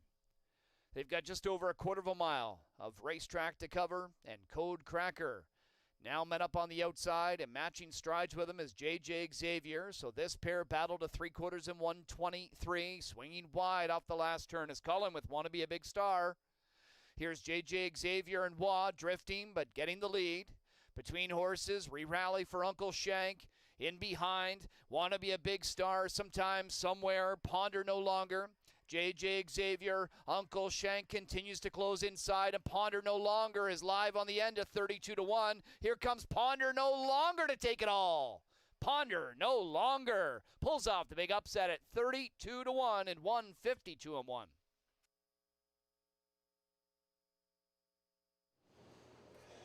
Here's how they all finished in race 7 from the top. We've got 10-8-5, 9-4-3, 1-6-7, 2 on the bottom. Race 8 up next, where 1 Bingo Night adds blinkers. Travis Cullen drives the 8 Seismic Step, and the 10 Florida Guy, Scratch Vet Sick. Post time in 14 minutes.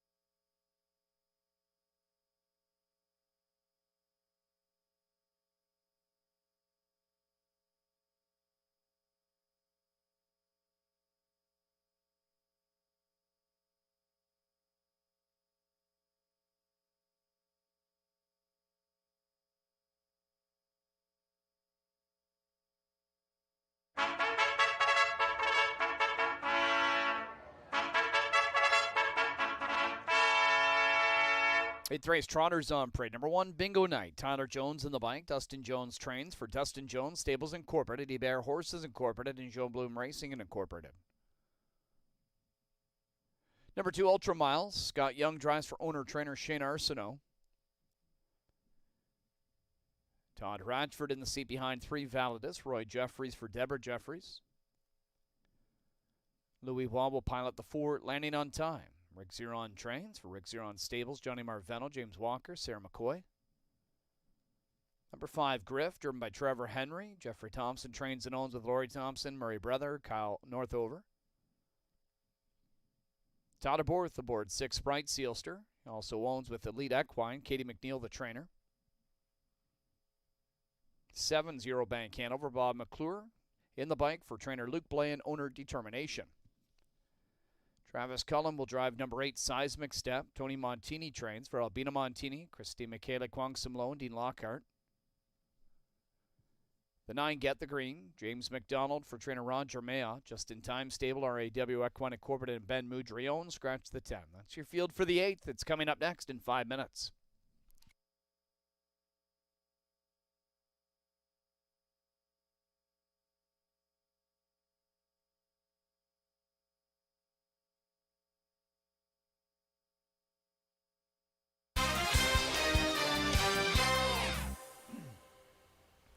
They're on track here as we get set for race number 8, and Ponder no longer. Check Andy that out. gets the job done in the race prior though. Horse You had to bring that up, eh? Yeah, horse doesn't like to win and ends up swooping the field. But tonight, boy, are we ever powerful, eh? But nevertheless, well, we narrowed one horse down that he won't win, and he won. And he won. Yeah. We are sharp, aren't we? We are sharp. But speaking of sharp, how about this guy on track? Eurobank Hanover, my top selection. This is going to be Garnet Barnsdale spot play as well.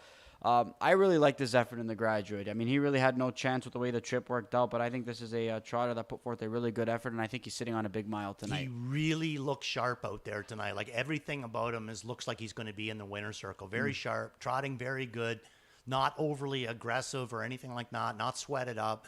Really, really looks like an 8-5 shot out there. Speaking of trotting pretty good, I thought that's exactly what Griff did last time out. Never raced that 4. 2 starts into his 5-year-old campaign. I thought he took a big step forward last time out from an outside draw, and I think we could see a more aggressive approach from him, and he could be ready for a more improved effort as well. At one time, he was my top pick in this race. You know what I mean? When I first started looking at it, I'm like, oh, I love the way he raced. He seems to be back again. But then as I got to the outside of the field there just was a couple more that I liked a little bit better. Like the way that he's moving. Everything about him is good. The only thing that I would say is it just looks to me like maybe he may need 1, maybe 2 races, carrying a little bit of weight there. The betting public seeming to like him right now, the second choice at 3-1, but the betting public also seems to like this 4-horse right now.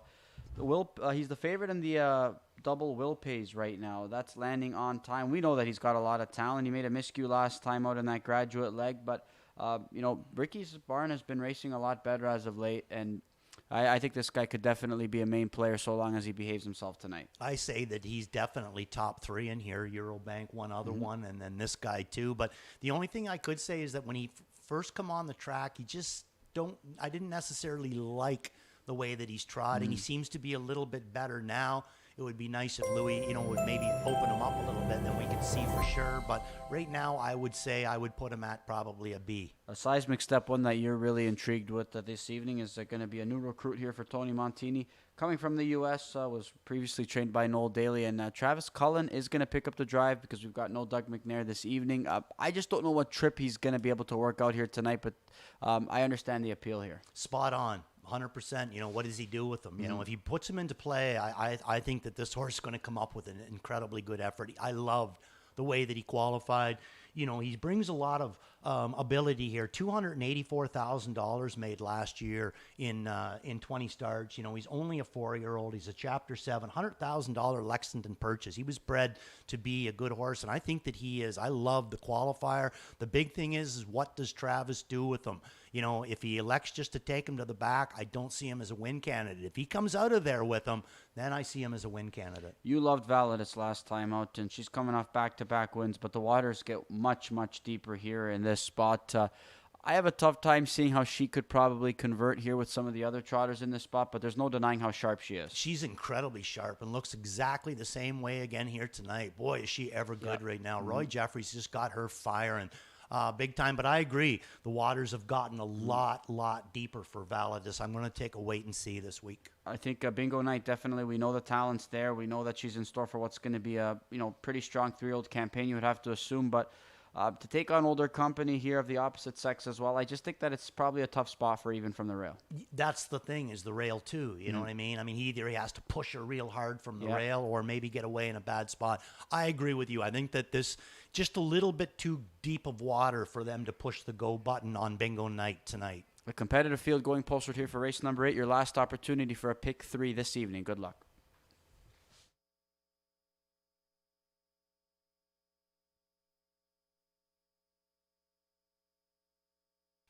Starter now calls the field to the gate for race 8. As John mentioned, it kicks off the final pick 3 opportunity of the night. Scratched down to a group of 9. 8-5 on 7 Eurobank Hanover. A couple of 3-1 shots. Closer to the inside and landing on time and Griff. And a 9-1 right now, the offerings on Validus, who's won 2 in a row. It's post time for race 8.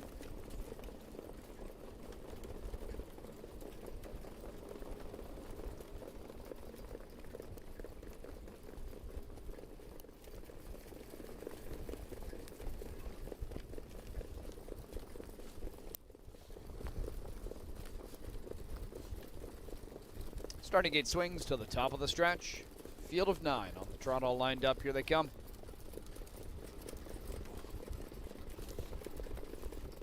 And another perfect looking start. Away they go. Off and trotting with Griff. Trying to leave out of there down the center. Validus inside. Outside, both Eurobank, Hanover, and Seismic Step put into play as Henry and Griff will stride out and cross over for the lead, heading to the opening turn. Pushing through now from the inside is Ultra Miles, wide and driving on. Seismic Step, he might be able to drop in the deuce. He will. Seismic Step does get a spot in that oversized 2-hole. Eurobank Hanover away third. Ultra Miles fourth. Fifth one back. Validus, 27-1 opening quarter. Then it's landing on time 6. Trotting 7th Bingo Night. That one followed by Sprite Sealster, another 2 to get the green. Into the backstretch they go with Griff at 5-1, leading just over a length in front of Seismic Step. Eurobank Hanover, the even money favorite, trotting third. Ultra Miles, length and a half behind that one, fourth. And Validus, starting up from 6th, was on the move with landing on time. McClure's on the move now out of third with Eurobank Hanover to challenge leader Griff, who goes by the half in 56-4. And Whip's going to be down on Griff here to try and hang out Eurobank Hanover. Seismic Step in behind this battle, heading to 5/8 in front of Ultra Miles. Outside is landing on time inside Validus. Bingo Night swings to the outside. Sprite Sealster another 3 to get the green.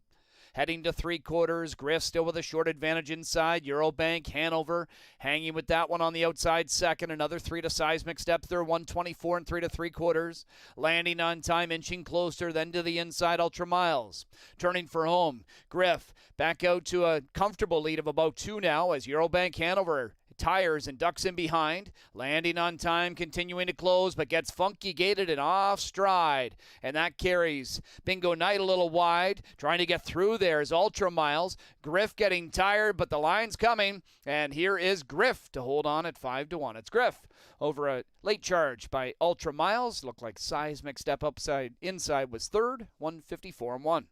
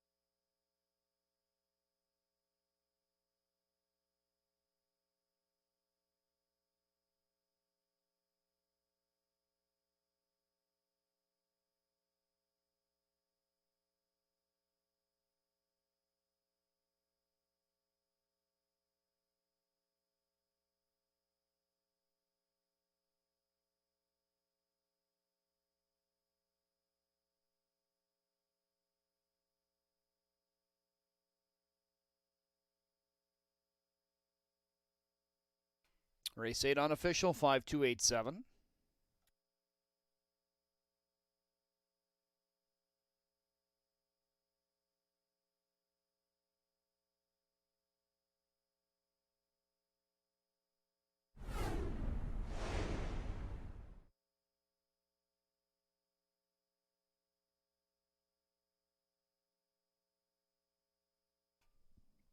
Eighth race winner, number 5, Griff.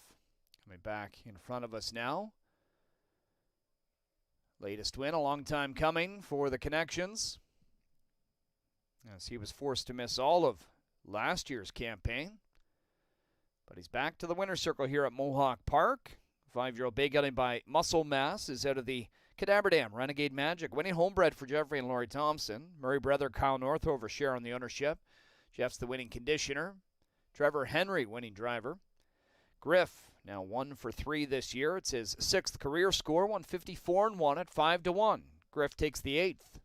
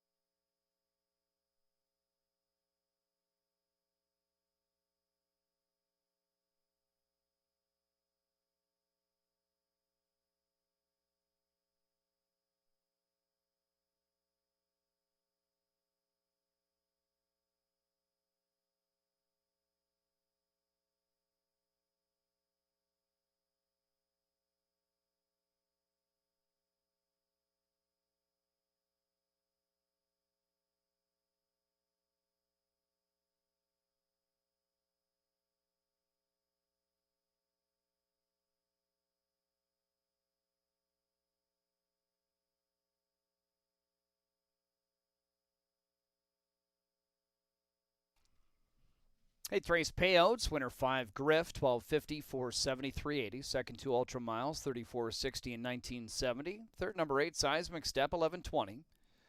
The $2 Exacta returned 250.60. $1 Try, 1,227.15. $1 Superfecta, $9,023.60. The $2 Double, 479.80. $1 Pick 3 paid 590.30. 155.96 live money in the pick 4. 51.92 remains in the pick 5, and $1.04 live in the pick 6 heading to the final leg.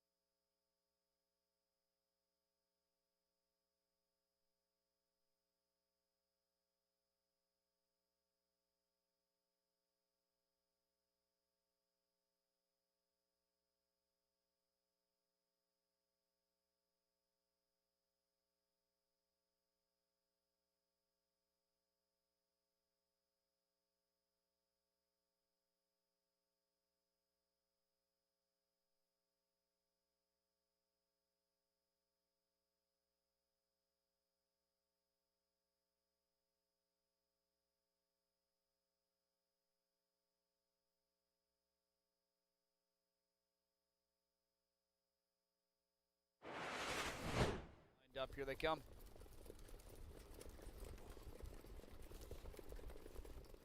And another perfect-looking start. Away they go. Off and trotting with Griff. Trying to leave out of there down the center. Validus inside. Outside, both Eurobank, Hanover, and Seismic Step put into play as Henry and Griff will stride out and cross over for the lead heading to the opening turn. Pushing through now from the inside is Ultra Miles, wide and driving on. Seismic Step, he might be able to drop in the deuce. He will. Seismic Step does get a spot in that oversize two-hole. Eurobank Hanover away third. Ultra Miles fourth. Fifth one back. Validus 27-1 opening quarter. Then it's Landing on Time 6. Trotting seventh Bingo Night. That one followed by Sprite Sealster, another 2 to get the green. Into the backstretch they go with Griff at 5-1, leading just over a length in front of Seismic Step. Eurobank Hanover, the even money favorite, trotting third. Ultra Miles, length and a half behind that one, fourth. And Validus, starting up from sixth, was on the move with Landing on Time. McClure's on the move now out of third with Eurobank Hanover to challenge leader Griff, who goes by the half in 56-4. And Whip's going to be down on Griff here to try and hang out Eurobank Hanover. Seismic Step in behind this battle, heading to 5/8 in front of Ultra Miles. Outside is Landing on Time inside Validus. Bingo Night swings to the outside. Sprite Sealster another 3 to get the green. Heading to three-quarters, Griff still with a short advantage inside. Eurobank, Hanover, hanging with that one on the outside second. Another 3 to Seismic Step third, 124 and 3 to three-quarters. Landing on Time, inching closer, then to the inside, Ultra Miles. Turning for home, Griff back out to a comfortable lead of about 2 now as Eurobank, Hanover tires and ducks in behind. Landing on Time, continuing to close, but gets funky gated and off stride. And that carries Bingo Night a little wide. Trying to get through there is Ultra Miles. Griff getting tired, but the line's coming. And here is Griff to hold on at 5-1. It's Griff over a late charge by Ultra Miles. Looked like Seismic Step inside was third, 154-1. Finish order, race 8. From the top, 728, 915, 436. Scratch on the bottom. Race number 9, number 5, Kiss My Bet. Jason Ryan will drive. Post time in 14 minutes.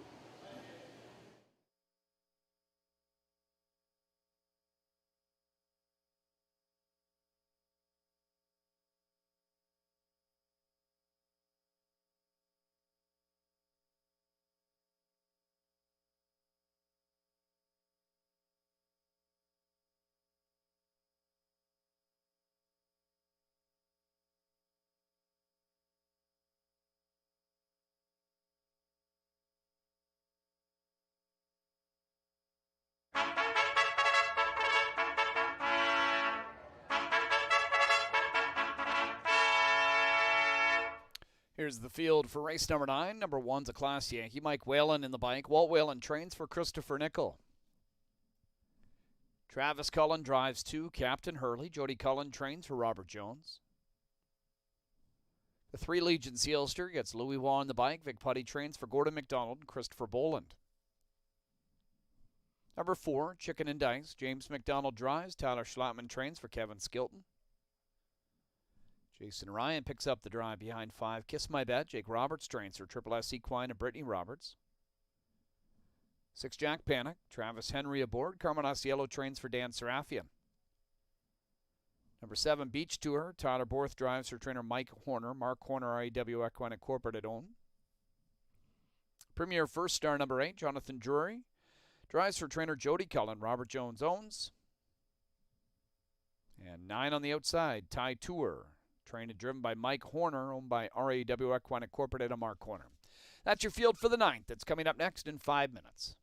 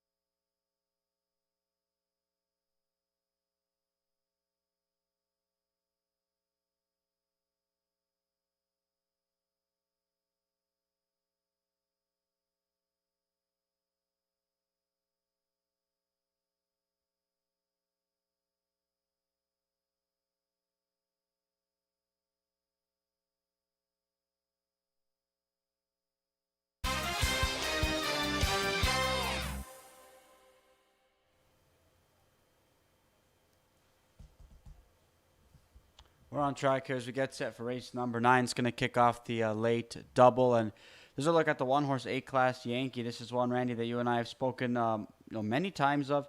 Draws inside finally for the first time in a long time. Do you think he can put forth a big effort with the improved post position? I think he can. I like the way that Mike's scoring him out from the, with the rail position. I would have to think that he's probably going to get him engaged into this race. I think he's a quality horse. Looks fantastic out on the track. But unfortunately, I didn't use him in here. There's just a few that I like a little bit better, but I would give a Class Yankee another look. The one next door, his next door neighbor, Captain Hurley, that's going to be your top selection here in this spot. This is much better class, really, for him. I think he should have every chance to kind of capitalize in this spot. I would have to think, there's a big drop down. And I mean, look at the who's who of what he's been having to face week in and week out. I mean, some of the top horses on our circuit every single, every 7 days. And now he gets down into this non-winners of, less than 3,000. So I think he's in a really, really good spot for the first time in a long time. My top selection is going to be the 3-horse Legion Sealster. We already saw Louis Philippe Waugh and Victor Putty team up for a victory. I think they're going to have a great shot here to team up for yet another one. I agree. He looks good out there on the track right now. Louis gets along good with this horse. I got him in for second. His form is spot on right now. You like Premier First Star, though. This is one that I don't think should be taken lightly. This is one that I think definitely has a big chance in here. I agree. I mean, locked in his last start. The week before that, the start before that, he was the easiest of winners. And I mean, it's what he's turned himself into. Before that, he just wasn't really showing anything. And then last week, I thought it was an incredibly good locked-in fourth. Now, he's going to come back down in classes again. I think if you're looking for a horse with a troubled trip that maybe could give you a little bit down underneath, he's 11-1 right now. And Jack Panic, too. I mean, maybe his form isn't all that great, but he's in a spot where he should have a chance to get heavily involved early. And ultimately, he might end up being tough to beat. He races best when he's put in play, and I think that's what we're going to see here from this draw. Yeah, I agree. The whole thing, though, with him is, and we have been seeing this tonight, is a lot of times if they get put into play on hot fractions, they got nothing on the end of it, So that's the big thing with Jack Panic. He doesn't want to have to do too much, but I agree with you, too. If they get him up close to the front, to me, that's when he's at his danger, when he's the most dangerous. All right, they're getting set to go to the gate here for race number 9. This is going to kick off that late double.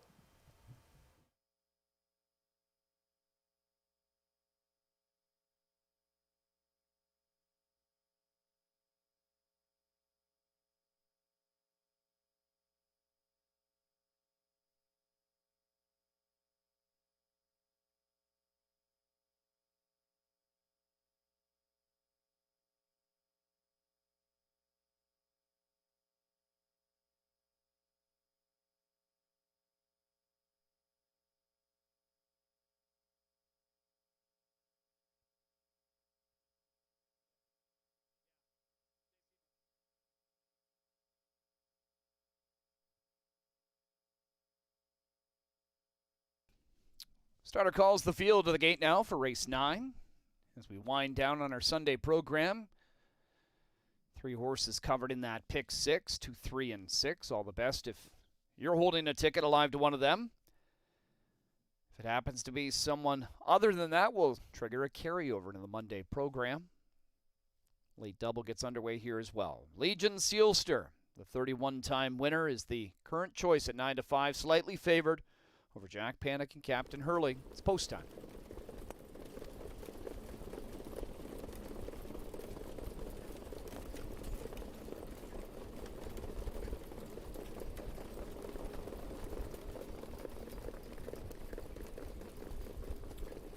Field now at the top of the stretch. Lined up. Here they come. And there they go. They're often pacing. And chased out of there is Jack Panic, as Travis Henry calls on him to sprint out. Captain Hurley inside. Legion Sealster leaves out, as does Premier First Star. Captain Hurley amped up to the inside. He drives on to lead the way into the opening turn. Jack Panic is parked to the outside of that one. Looks like he'll have to drive on. Pocket is closed by Legion Sealster's third. Premier First Star takes a seat fourth in front of a Class Yankee fifth. 26-3 opening quarters. Jack Panic leads. Further back, we find Chicken and Dice, who's being followed by Kiss My Bet, the last 2, Beach Tour, and another 3 to trailing Tie Tour. Here's Captain Hurley back out to come around Jack Panic as they go by 3/8. Captain Hurley leads again. Jack Panic second, Legion Sealster third, Premier First Stars fourth. Being followed fifth by a Class Yankee as they're almost at the half. And then further back, Chicken and Dice, Kiss My Bet. Next to last, Beach Tour and Tie Tour trails 55 flat to the half for leader Captain Hurley. Now being pressured outside by the race favorite Legion Sealster. In the pocket there, Jack Panic. Premier First Star to the outside second over, but he's chased on by Drury to try and pick it up. He's going the wrong direction right now. Bad news for a Class Yankee. He's going to have to go around him as he now tucks to the inside as Chicken and Dice. Then Kiss My Bet. Another 4 to Beach Tour and Tie Tour. 122 and 4 3/4. Captain Hurley turns for home, and he's got a 2-length jump on his closest rivals, Jack Panic and Legion Sealster.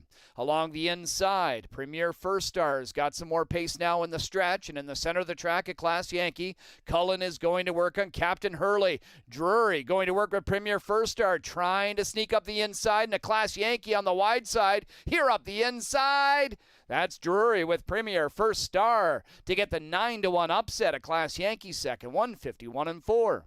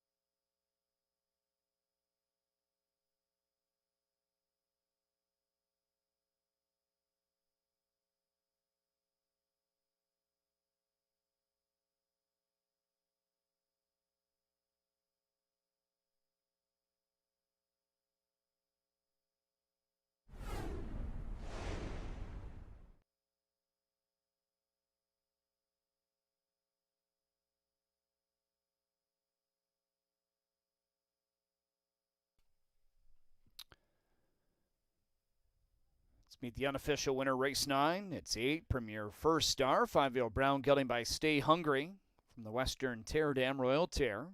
Robert Jones owns. Jody Cullen, the winning trainer. Jonathan Drury engineers the inside route victory. Premier First Star now 2 for 11 this year. Career score 7. 151 and 4. Life's best for Premier First Star, who upsets at 9-1.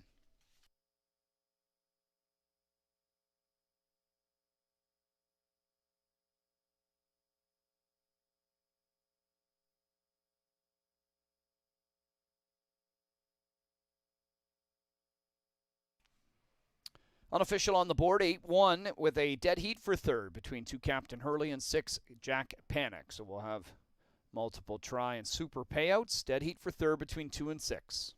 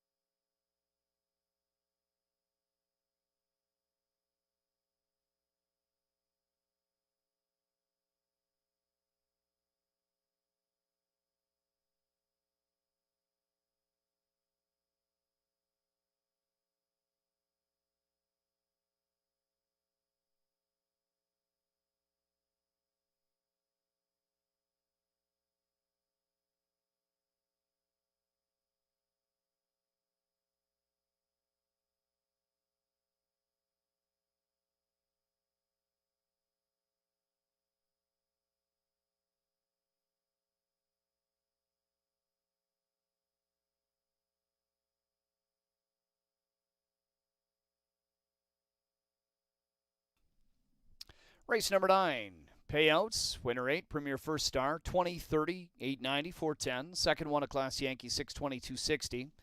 Dead heating for third, 2 Captain Hurley, 210. The 6 Jack Panic, 210. $2 exacta, 76.30. $1 tries, 812, 68.20. 816, 59.65. Dollar supers, 8126, 196.50. The 8162, 156. 73.50 for the $2 double. $1 pick 3, 2,248.60. And even more reason to play the Monday program tomorrow. The pick 6 that starts in race 4 will have a carryover to seed the pool, 6,430.70. 1680 live in the pick 4, heading to the final leg. The pick 5 down to just $2.48.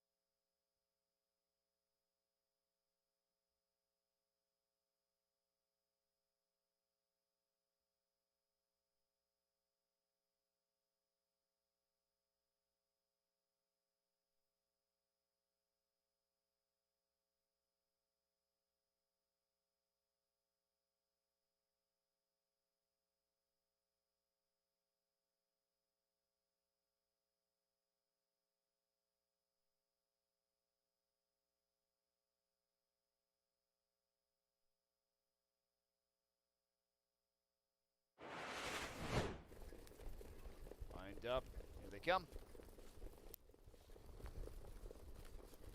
And there they go. They're off in pacing. And chased out of there is Jack Panic, as Travis Henry calls on him to sprint out. Captain Hurley inside. Legion Sealster leaves out, as does Premier First Star. Captain Hurley amped up to the inside. He drives on to lead the way into the opening turn. Jack Panic is parked to the outside of that one. Looks like he'll have to drive on. Pocket is closed by Legion Sealster's third. Premier First Star takes a seat fourth in front of a Class Yankee fifth. 26 and 3 opening quarters. Jack Panic leads. Further back, we find Chicken and Dice, who's being followed by Kiss My Bet, the last two, Beach Tour, and another three to a trailing Tie Tour. Here's Captain Hurley back out to come around Jack Panic as they go by 3/8. Captain Hurley leads again. Jack Panic second, Legion Sealster third, Premier First Stars fourth. Being followed fifth by a Class Yankee as they're almost at the half. And then further back, Chicken and Dice, Kiss My Bet. Next to last, Beach Tour and Tie Tour trails 55 flat to the half for leader Captain Hurley. Now being pressured outside by the race favorite Legion Sealster. In the pocket there, Jack Panic. Premier First Star to the outside second over, but he's chased on by Drury to try and pick it up. He's going the wrong direction right now. Bad news for a Class Yankee. He's going to have to go around him as he now tucks to the inside as Chicken and Dice. Then Kiss My Bet. Another 4 to Beach Tour and Tie Tour. 122 and 4 3/4. Captain Hurley turns for home, and he's got a 2-length jump on his closest rivals, Jack Panic and Legion Sealster. Along the inside, Premier First Star's got some more pace now in the stretch, and in the center of the track, a Class Yankee. Cullen is going to work on Captain Hurley. Drury going to work with Premier First Star, trying to sneak up the inside, and a Class Yankee on the wide side. Here up the inside. That's Drury with Premier First Star to get the 9-1 upset. A Class Yankee second, 151 and 4.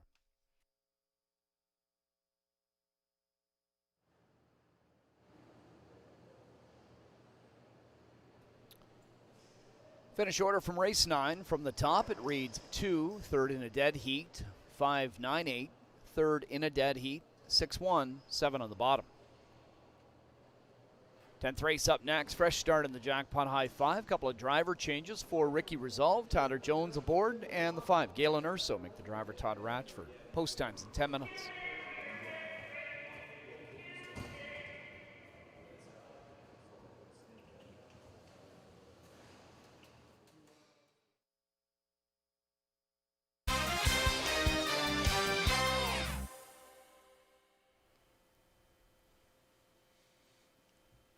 One minute to go before race at number 10. That's going to wrap up this Sunday night program. We've got a pick 6 carryover going to tomorrow of $6,000. We've got some pick 5 carryover opportunities here as well. I believe everyone but the 1, 5, and 7 are going to provide a carryover opportunity. So we could have some more intrigue to kick off this Monday night program depending on who gets down. But best of luck if you're still alive.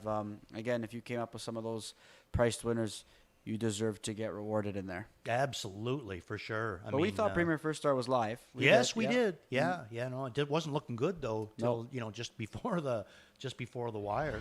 But raced really, really good in there. Actually, all in all, it wasn't a bad night. Nope. All right, we're gonna look to wrap things up here. Galen Urso, the 8-5 favorite, going to be picked up by Todd Ratchford here in this spot. Another driver change of note, though. Tyler Jones is going to be picking up the drive on Ricky Resolve. But Ratchford, he's picking up himself a really, really live drive. This Greg McNair trainee dropping down in class.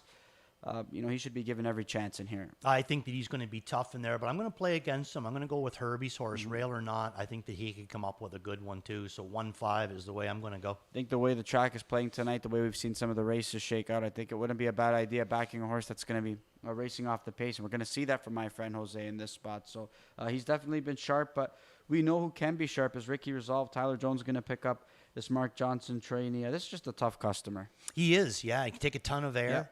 Just a really, really nice horse. Nice to see him back here again. All right, and Roxy Hart 8-1 right now. This is one you liked last week.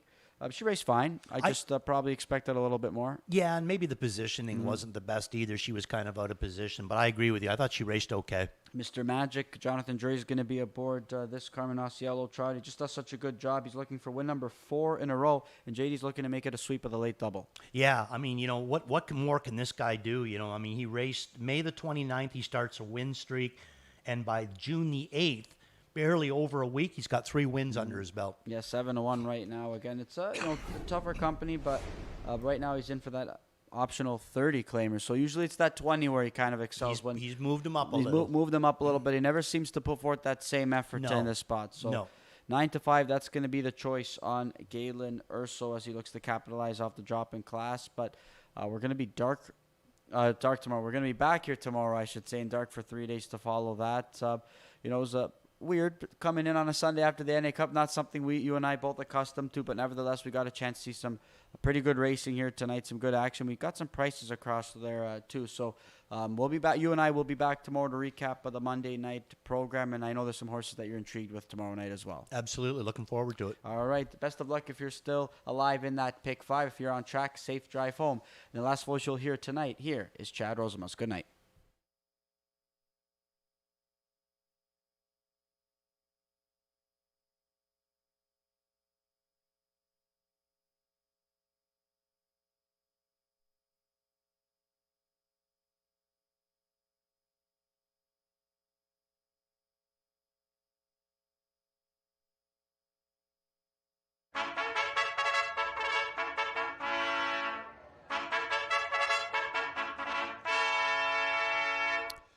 Tenth race, Field of Trotters on parade. Number 1 is My Friend Jose. Louis Waugh drives her trainer Herb Holland. Costas Diak Lucas, the owner. 2's Zip Me Up, James McDonald aboard. David King trains for William Brown, Paul Kelly, Jamie Trott, and Gary Adair. Number 3, Southwind Russian, Stefan Pouliot, trainer driver. Owner's a numbered company, Quebec Incorporated. Tyler Jones now drives for Ricky Resolve. Mark Johnson trains for Denise Ball. The 5, Galen Urso. Todd Ratchford catch drives. Greg McNair trains. Brad Grant, the owner. Here's number 6, Steamer. Travis Henry in tow. Steve Byron trains and owns, along with Scott and Vivian Donnie. Number 8, Mr. Magic. We'll see next with Jonathan Drury driving. Carmen Asiello trains for Triple S Equine.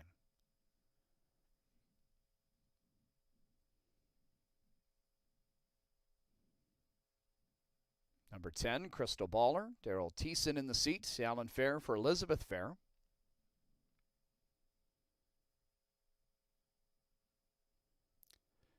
Seven, Roxy Hart will be driven by Tyler Borth. Ben Bergeron trains and owns with Jeff Bergeron.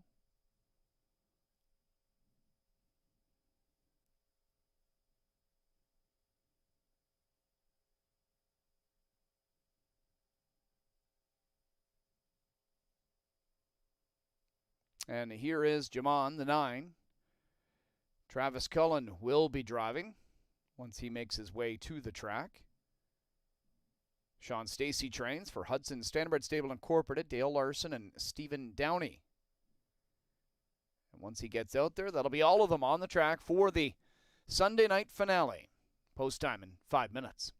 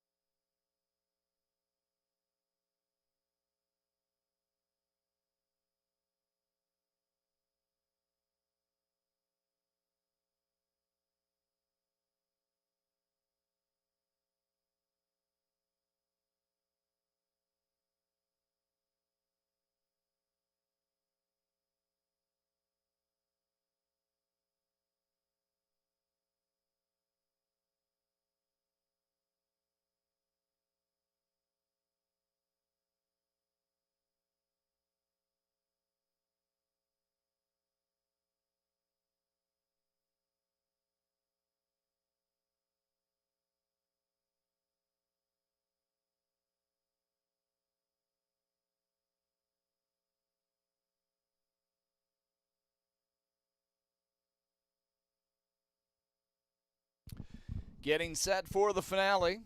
As the starting gate now in position, calls the field to line up. Group of 10 to close things out. On the trot here, 8-5 in the center. The class dropping Galen Urso. McNair not in town, so Ratchford picks up seemingly a live drive here as Galen Urso in search of his first check of the year. He's hoping it's the latter share of this purse with a win. 3-1 from the rail on my friend Jose. 9-2 the offering on Mr. Magic. He's up in class, but the 11-year-old seems like he's drinking from the fountain of youth right now. 3 straight wins, including his latest in 52-4. 6-1 on Ricky Resolve right now. It's post time for the 10th race.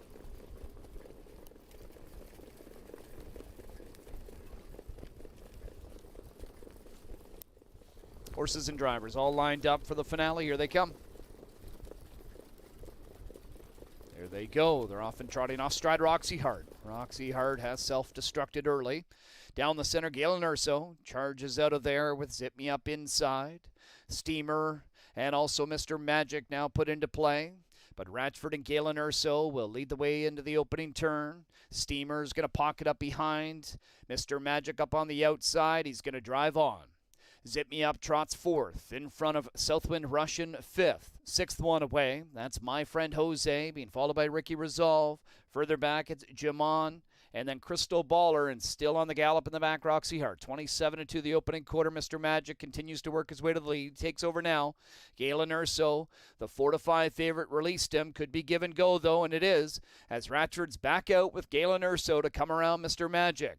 So as they head to the midway point, Galen Urso set to take over again. Mr. Magic will trot in second. Steamer's third. Zip Me Up is 4th. It's Southwind Russian from 5th. 2 in front of my friend Jose. A starting up Ricky Resolve. Then Jamon, Crystal Baller. And further back, Roxy Hart. They were by that half in 56. Galen Urso leads a length. Mr. Magic trots second. Steamer third. Then Zip Me Up, Ricky Resolve is up to 5th. To the inside, Southwind Russian. Swinging to the outside is Jamon from the back. The last couple, my friend Jose. Then Crystal Baller and Roxy Hart, 124 and 3 3/4. Galen Urso coming off of the final turn, leads now 3 on Mr. Magic. Steamer out in the center of the track, called on to try and reel in this leader, who's on top 4. Even wider is Ricky Resolve, then Zip Me Up between horses. It's Galen Urso and Ratchford on top by a comfortable margin with a 1/16 of a mile to go. And Galen Urso will win on the drop down. It's Galen Urso by about 3. Ricky Resolve up for second. My friend Jose was charging late. He might have got up for third over Steamer. Mile time, 1:55.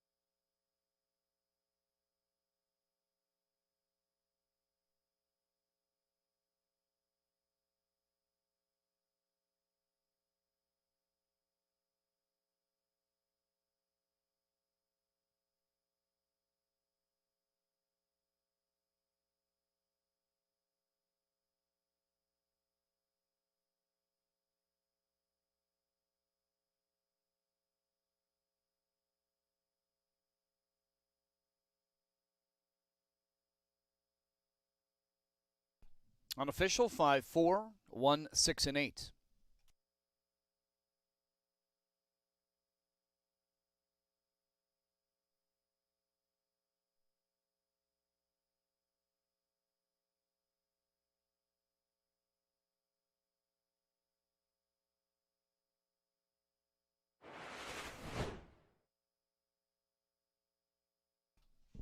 10th race winner number 5, Galen Urso back in front of us. A 4-year-old bay horse by Green Manalishi out of the Conway Hall Dam. Wandering Princess is owned by Brad Grant, trained by Greg McNair, driven to victory by Todd Ratchford. Galen Urso with his first of the year in his 5th try, now a 7-time winner. 155 here in the finale for Galen Urso.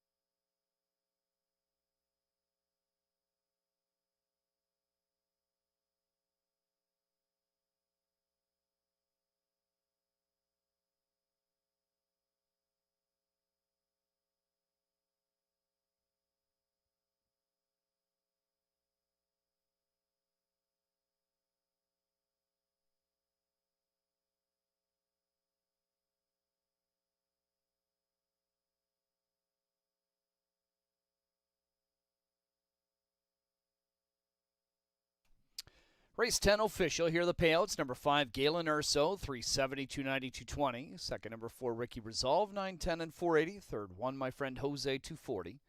33.30 for the exacta. 46.85 the try payout. Super 371.40. Dollar jackpot high 5, 1,727.90. Carry over to Monday, 3,455.83. 46.40 on the $2 late double. And the $1 multis wrapping up. Pick 393.40, pick 4, $4,468, and the pick 5, $38,545.35. That does it for Sunday harness action. One more day to go in our rotation. We're back at it tomorrow, 10 races at 6:30. Pre-game show at 5:45. Don't forget a pick 6 carryover of more than $6,000 seeds the pool in race number 4. Hopefully you can join us for that. Thanks for being with us, everybody. Enjoy the rest of your weekend. We'll see you on Monday night.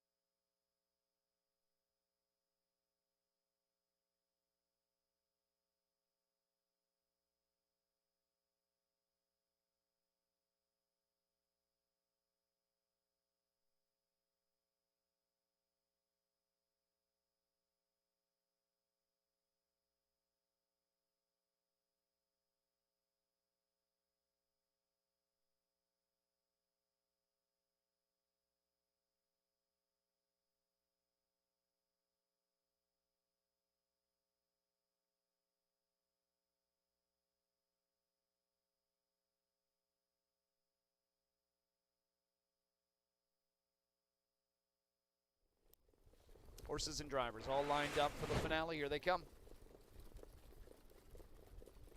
There they go. They're off and trotting off stride Roxy Hart. Roxy Hart has self-destructed early. Down the center, Galen Urso charges out of there with Zip Me Up inside. Steamer and also Mr. Magic now put into play. But Ratchford and Galen Urso will lead the way into the opening turn. Steamer's going to pocket up behind. Mr. Magic up on the outside. He's going to drive on. Zip Me Up trots 4th in front of Southwind Russian 5th. 6th one away. That's My Friend Jose being followed by Ricky Resolve.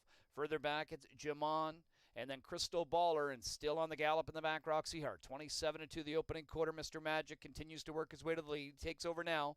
Galen Urso, the 4-5 favorite, released him. Could be give and go though, and it is, as Ratchford's back out with Galen Urso to come around Mr. Magic. So as they head to the midway point, Galen Urso set to take over again. Mr. Magic will trot in second. Steamer's third. Zip Me Up is fourth. It's Southwind Russian from fifth. 2 in front of My Friend Jose. A starting up Ricky Resolve. Then Jamon, Crystal Baller. And further back, Roxy Hart. They were by that half in 56. Galen Urso leads a length. Mr. Magic Trot second, Steamer third. Then Zip Me Up, Ricky Resolve is up to fifth. To the inside, Southwind Russian. Swinging to the outside is Jaman from the back. The last couple, My Friend Jose. Then Crystal Baller and Roxy Hart, 124 and 3 3/4. Galen Urso coming off of the final turn, leads now 3 on Mr. Magic. Steamer out in the center of the track, called on to try and reel in this leader, who's on top 4. Even wider is Ricky Resolve, then Zip Me Up between horses. It's Galen Urso and Ratchford on top by a comfortable margin with a 16th of a mile to go. And Galen Urso will win on the drop down. It's Galen Urso by about 3. Ricky Resolve up for second. My Friend Jose was charging late. He might have got up for third over Steamer. Mile time, 1:55.